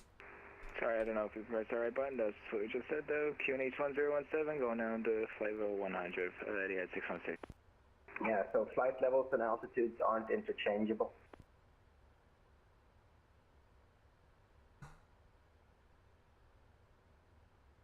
Shall we do it again? Think I'm the miscommunication. I'm confused at what you're talking about. What? Transition levels, do you know how they work? I think... I believe so. Maybe you want to give me a refresher? I'm pretty sure Blitz literally just pressed the wrong button and didn't read it back. And now this guy's giving him a lecture on how transition level When you works. descend through that, you're going to fly altitude. You've been cleared now to an altitude of 10,000 feet with a local QNH of 1017. I mean, it's good that he's explaining to him if he doesn't understand, but I'm pretty sure Blitz just said on Mikey... Okay, we're going down to... Maybe he didn't know. Maybe it is a good thing that he's giving him an explanation. That's the correct response for you, Etihad 616? No, it's quite simple. You just read it back the way I say it. Descend 10,000 feet, QNH 1017. Okay, we're descending level 100 feet and QNH 1017. Yeah, Solo, thank you for the follow. God, he's... Right, Blitz. And it'll be the same way on the way up as well. You get like initial climb in altitude, then you go through transition altitude, you go to levels. You know, see how it works? See how you can see how busy he is for our 3-1 left request with how much he's giving this explanation over frequency. Yes, I understand that part, yeah. 616. Right. Excellent. Now descend 10,000 feet. No, I'm sorry. I'm off. No, sorry. I don't want to listen to that. I feel like an asshole, but it's just, I don't like that tone. No, sorry. I'd rather land off light. I'll even do the full 3-1 right.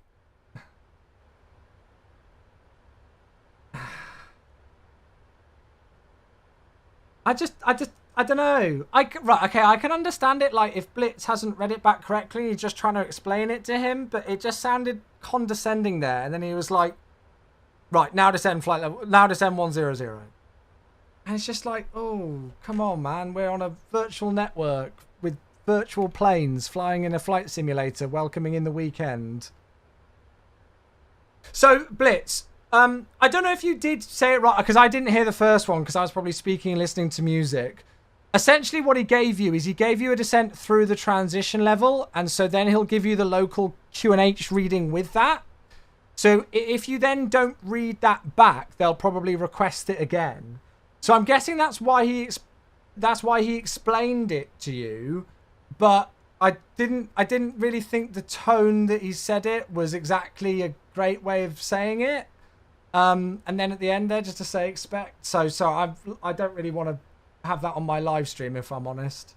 So I've logged off of that. Sorry, chat. But thank you for flying, Blitz. So I feel like he knew what. Yeah, I mean, I think. Yeah, I don't know. I just it was good of him to give you, like, when it's not busy, like a lesson on how that works. But I just, yeah, I didn't think the way that was spoken to, and then everything else was great. Always appreciate Volunteer ATC. They put in a lot of work on the network and do really great stuff. But I think I've got about 7,000 hours flying on the network, and I'm a supervisor on the network, and I've not had don't think I've ever heard a controller quite with that kind of a tone. So yeah. Yeah, so Blitz, if I'll explain it to you. So it's a bit different than how it might work in, say, like the USA and stuff. So let's say we're like descending through flight level 200 and the transition level is flight level 150, but they're going to clear you to a lower altitude of 10,000 feet. In other regions, like not necessarily US regions, what they might do is they'll say descend 10,000 feet or descend 100,000 feet, whatever. Descend 10,000 feet, QNH, blah, blah, blah.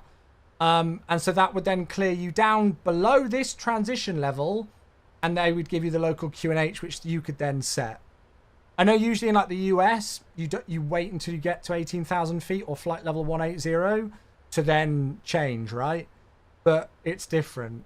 So that's the way that things are slightly different here, and they'll expect you to read back the altitude, not because it's not a flight level anymore. And this is the thing to note. So in descent, when you go below the transition level, it's no longer a flight level. So this is, we would have flight level 150, flight level 160, 170, 180, blah, blah, blah. But then below this, it would be 14,000 feet, 13,000 feet, 12,000 feet. I thought you read it back okay. I mean, I didn't hear it, so there might have been a mistake in there, but I don't know. Yeah.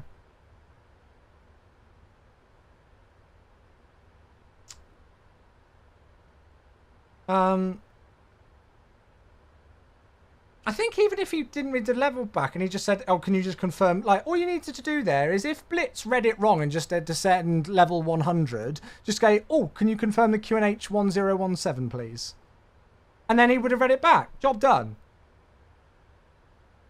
I don't know. I'm only a lowly S1, but I am a supervisor on the network and everything. And yeah, I don't know. Sorry, chat. I don't want to keep going on about it. Right, I'm going for 3-1 left. I'm going for 3-1 left.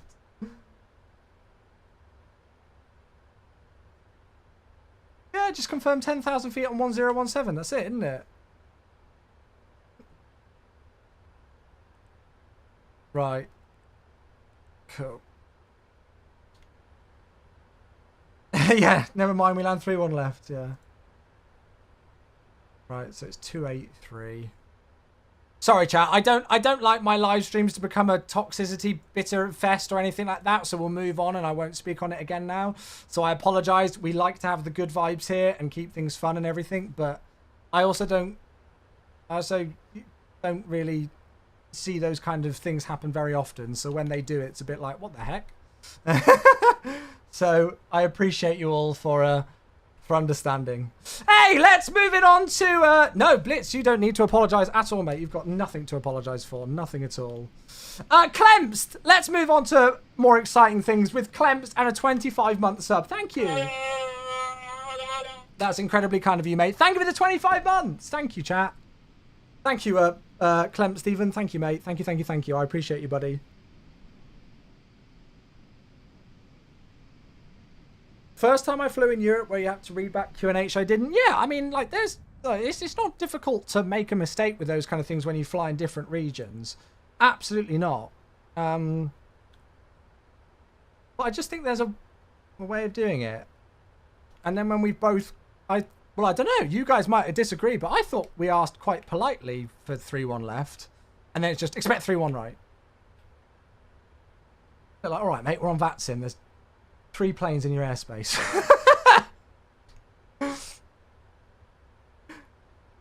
It's a miracle that I haven't gotten every US controller to hate me. Yeah, this is it. Like, I think sometimes you have to put things into perspective, don't you? VATSIM is about realism, but... need to be that far? I don't know. Right. Sorry, I'll shut up. Let's concentrate. So, a to-do above 12,000. Well, what we're going to do is we'll go flight level change, I think. And then we'll self-vector ourselves. So if I make a kind of a rough, I don't know, 090 after a to-do, and we can go from there. What's the altitude that's going to be good for the ILS then? So 3,000 feet. Perfect.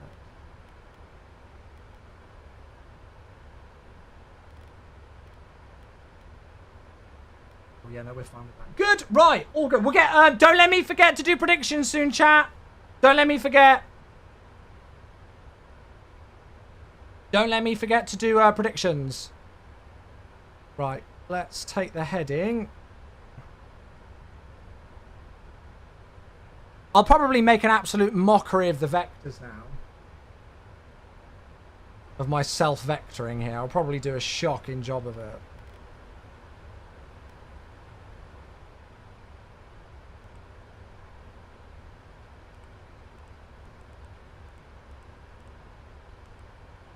Can we not do 3-1 left as a thing there?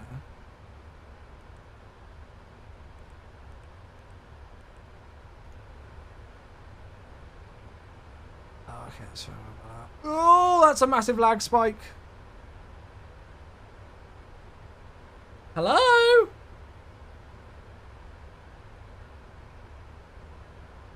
Oh, we're back.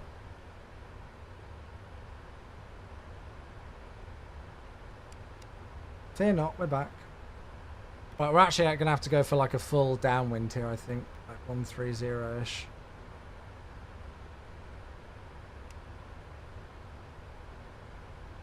And then what we can do is go like Imosu direct, intercept course. I think 306 is correct. Well, look at that. We've got a lovely, delightful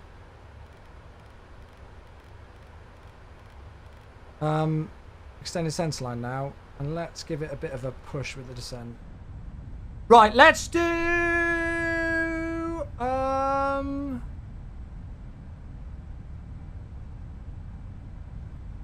what should we do? Predictions. Let's do predictions. So, will Chewie land heavier than 250 FPM? Yes or no? Start the prediction. There it is. Oh, really, Blitz? Interesting. Sinkers in the room, Boeing? Yeah, I do agree. I do agree. So, yeah, if you're on Twitch, get your predictions in. Predictions are now live. And I need to do the approach checklist. So, altimeters, 1017 passing 9,700. Let's turn the music off there, actually, because we're not that far out now. Cool, right. Approach checklist complete.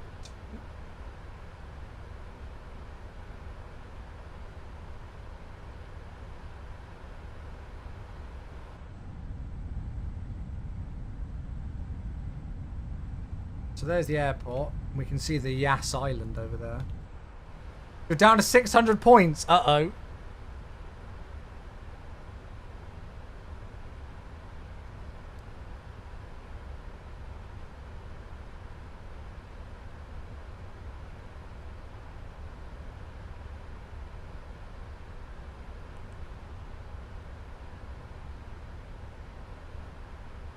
Don't know when we start turning back.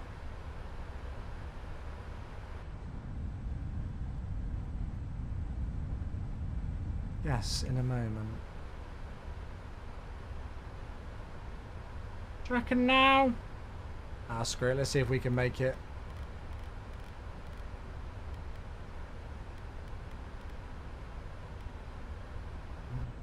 I reckon we will.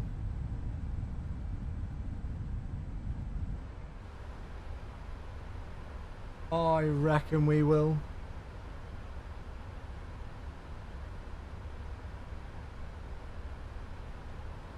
Beautiful views.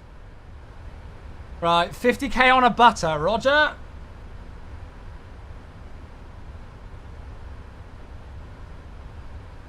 Let's go. Flaps 1.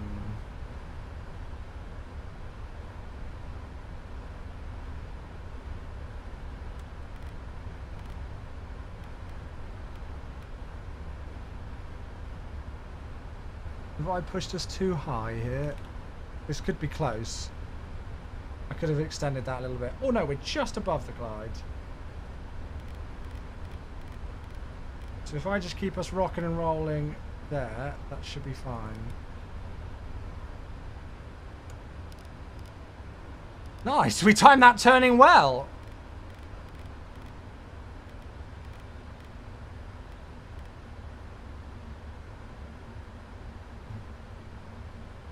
So let's go on a heading of, it's 340 for a 30-degree intercept, isn't it? Nice! We actually timed it quite well. We're a little bit fast, but that's fine. Flap 5 I can take.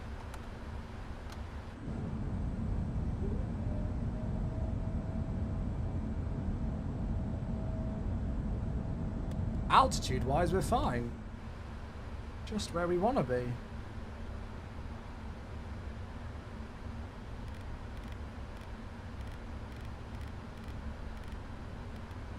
So back to the flat 5 bug. Lock. On the approach. Flat 15, speed limit is 230. So flaps 15.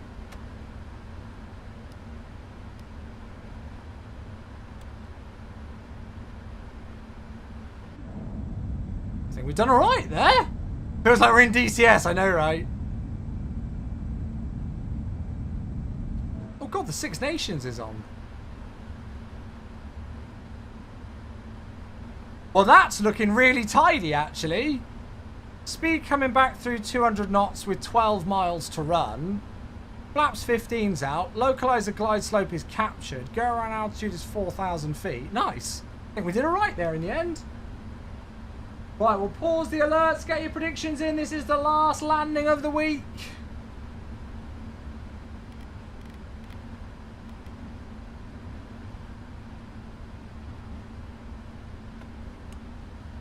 Offline on VATSIM? Yeah, we did log off.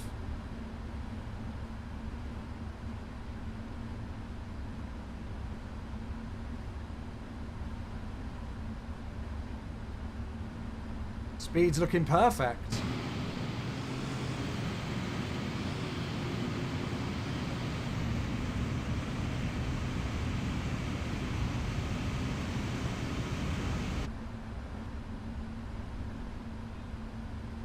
Okay, back towards the flat 15 bug.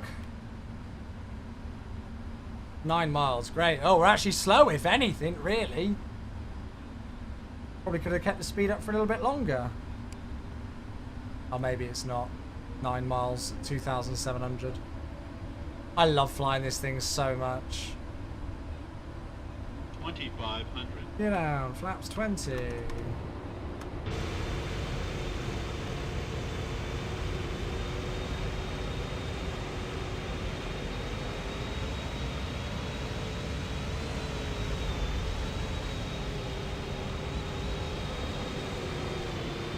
Beautiful.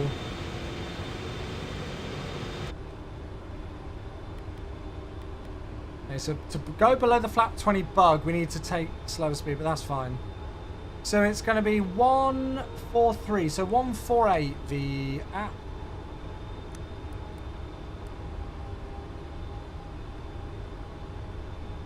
What a beautiful bird, yeah. Absolute stunner.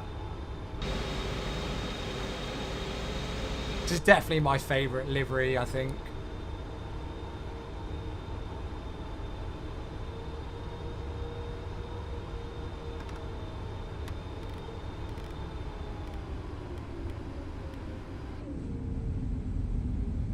Perhaps 30 coming in.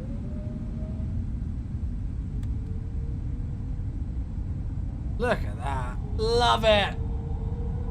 Etihad A350. Oh, yes. You know it.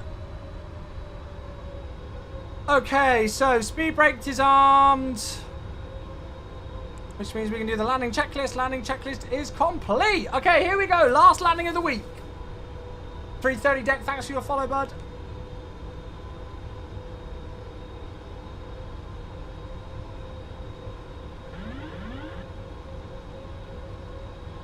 I remember the last time we flew a cargo 777 into 1,000. Abu Dhabi. It was when we had the crash to desktop thing and the landing. Well, the brakes wouldn't work. Do you guys remember?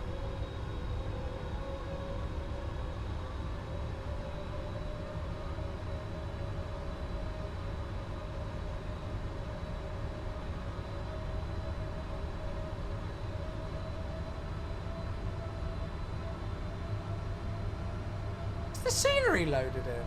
Sorry, I've just got completely distracted because I can't see the scenery. I realised that I'm a dot too high on the glide slope. Ah, there it is. 500. The scenery hadn't loaded in. I was a bit worried then. I was concentrating on the terminal building not being there. 400. Recovered. 300.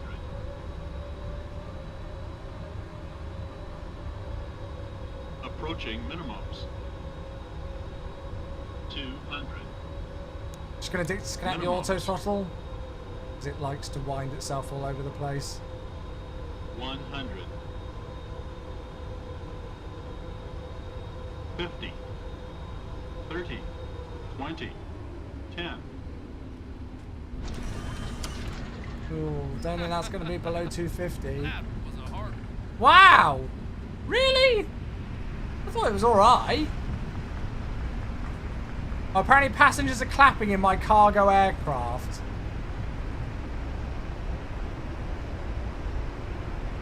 Right, speed brakes up, reverse as normal. Manual brakes. Forward idle and off at Echo 8. Lovely. I thought that was, well, I don't know. I don't think that was 250. I tried to flare. Maybe I needed to flare it more. Maybe we needed a bit more of a flare. Anyway, welcome down to Abu Dhabi.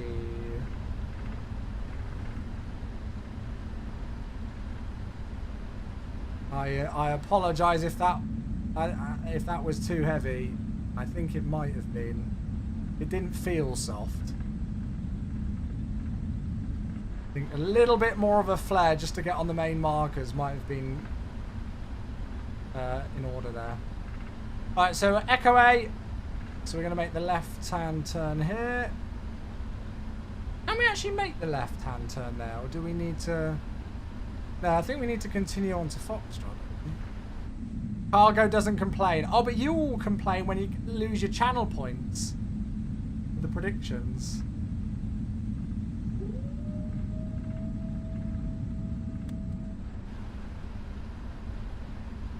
Why offline? We had a little bit of an issue with ATC, unfortunately, so I thought it better for the stream to log off. Which is very, very, very, very, very rare. Hopefully there won't be any reverse. Yeah, well, that's it. So last time we flew the 777 here, we did an overnight long haul, and the sim bugged out, and I had to restart it, and then the 777 bugged out on landing. So we had no brakes, and we had to like use reverse thrust and stuff to try and stop us on stand. It was quite interesting. You don't turn off the flight directors now. Ah, well, some airlines do, right? I don't know. I don't get why not. I know BA don't. Anyway, welcome down! There it is. Yeah, I think a little bit more of a flare was probably in order. Right, so we are going to go... I'm just going to go straight in on 201 then. So we're on Foxtrot.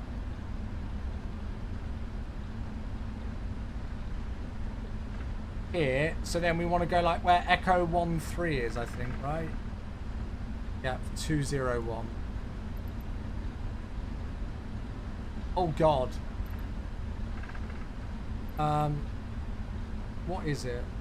Apron 2?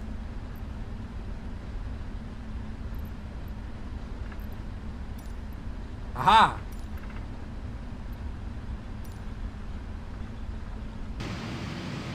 Beautiful. Right. And I will move the yoke out the way because I no longer need that.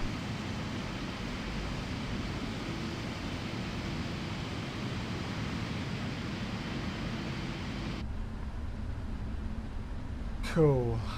Right, so anything we need to do, that's fine. I guess we'll take the runway turn-offs off. So we've got the taxi light on. APU is, so this is a nice little trick. What you can do, if you want to save time on the APU starting before you get on stand, if you just put it to the on position before going to start, it'll run through all of its self-test modes. So then just before you turn in on stand, you can go to the start position. And then it will start up nice and quickly. That's transponder. Good, cool.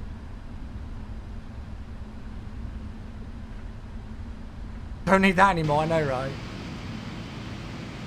Yeah, I wasn't happy with the touchdown. I was happy with where we were at about 50 feet and everything. In the initial bit of the flare, I was all right. And then I just felt through about 20 feet, I was like, oh, I could flare more. Is this Echo 13? It is, yeah. So now I can start the APU.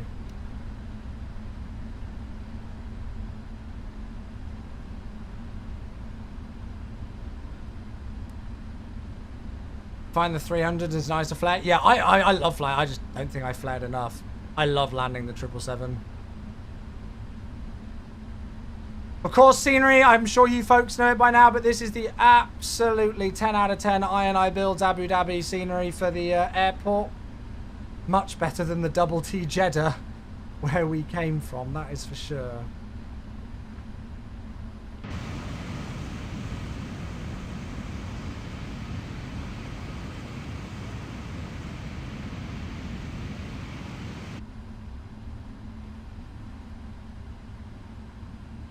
Hey, Melvin on YouTube, how you doing? I used to be an Etihad pilot. Oh, that's amazing. You had a lag spike. Oh, no.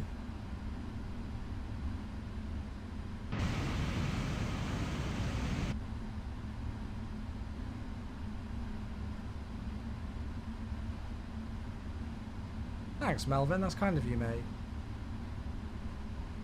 Okay, there we go. So, parking brake is set. There we go, parking brake set, APU's running, engine shut down. God, I love it. I want to do a long haul in this sometime, in this livery. Do a departure out of here, and because when it's hot and you're heavy, you've got to take the max wheel speed into account in an aircraft like this.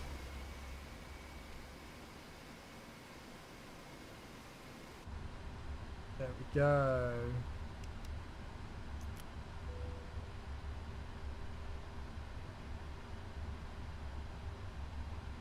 Cool. Right, so let's depressurize C2 air, C1 air, left elect, C1, C2 elect, and right elect. Fuel pumps off. Seatbelts and beacon is off. Transponder can go off. We're over on the external power, so shutdown checklist.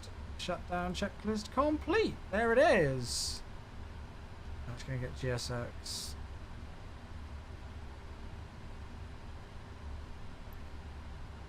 I've heard it doesn't really tend to reach max takeoff weight often. It's more so with the temperature outside and things as well. Here, I think, isn't it? There's a, if you folks want to watch, this is what inspired today's flight. There's a new Just Planes video on YouTube of an Etihad cargo flight from Abu Dhabi to Frankfurt. It's really good video, and they talk in their briefing that how they're going to have quite a good positive rate on the initial rotation because of the max tire speeds at their weight and everything and the temperature. Well, there we have it. Final flight of the week is in the bag. Yeah, let's go and have a look at the Volanta log at the landing rate. Let's go and have a look. So there's the flight. Nice northerly departure with some lovely ATC out of Jeddah. Right-hand turn after flying out to the north, direct Egrep. And then all the way over Saudi Arabia, right into UAE airspace. And as you can see, we self-vectored ourselves. It worked quite nicely in the end. Just a self-vector, very similar to the real aircraft. On the downwind. Let's go and have a look then. So yeah, as I predicted, I think just a tiny bit more of a flare would have probably helped a lot. We're just before the main markers. We are in the touchdown zone. The landing rate, I'm going to guess 327. 355. Yeah. Yikes! 1.07 G-force. Heavier than I would have liked, but oh well. It certainly wouldn't cause any damage. It is a perfectly safe landing, but I'm afraid for those of you who predicted below 250 FPM, you've lost your point. Sorry, folks. I will have to keep practicing. I'll have to keep practicing. This is why I never have faith. I'm sorry. You're making me feel bad. Right. Manage predictions. Will he land heavier than 250 FPM? Oh, God. Oh, dear. The answer is yes. Sorry, everyone. Oh, Melvin, that's amazing. Oh, thank you, mate. Yeah, well, I'm live on YouTube, Twitch, and on TikTok as well 4 days a week. Every week, mate. 96 points left. Oh, no. Oh, dear. You'll probably start going for heavy landings, and then I'll start greasing them. Yeah. Private Pooper's got 275,000 points now. Oh, my God. Becca is back for 67 months. Hello. Thank you. God, 67 months. That's crazy. I did. Yeah, I did. I let everybody down again. Chat, where's the tower? I just realised the tower's missing.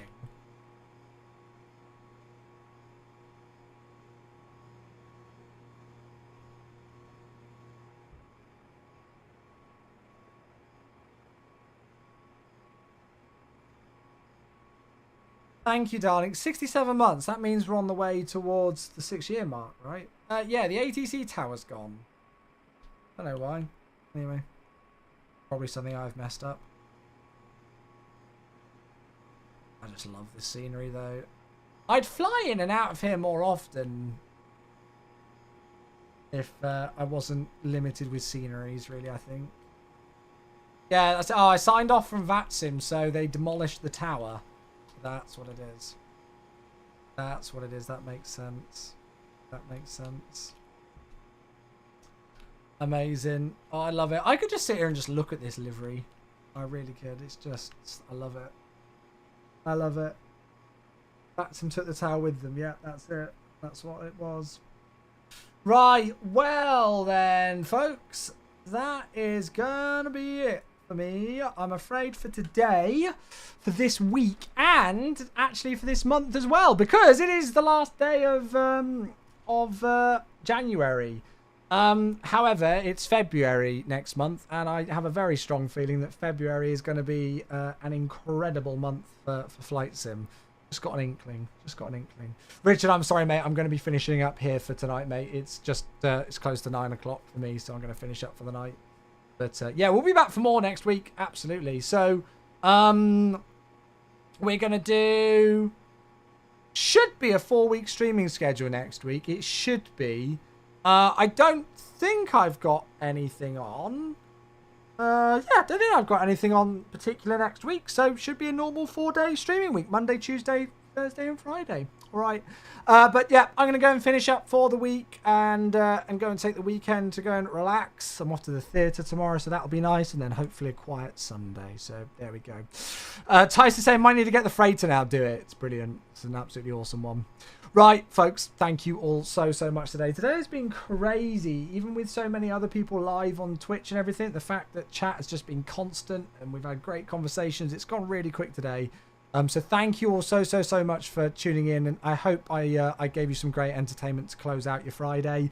Thanks to oh yeah, Monday staff meeting. Okay, maybe no, I don't know. Then we might have to replace a Monday stream with a Wednesday stream. I'll work something out. Thank you all so much for tuning in. Thank you all for all the support today. It's been absolutely unbelievable. Gifted subs galore in all directions. It's been pretty bonkers, as well as the new follows and everything as well. So thank you all so much for those. We finished by 6:30. Yeah, that'll probably be too late for a stream. All right. Well, it'll probably be a Tuesday, Wednesday, Thursday, Friday stream schedule next week then, chat.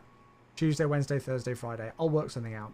All right. Okay, I will let you all know on Discord, but for now, that's going to be it for me. I will see you all next week. Have a lovely weekend. Stay safe. Enjoy your flying. Love you all. Good night. Happy landings.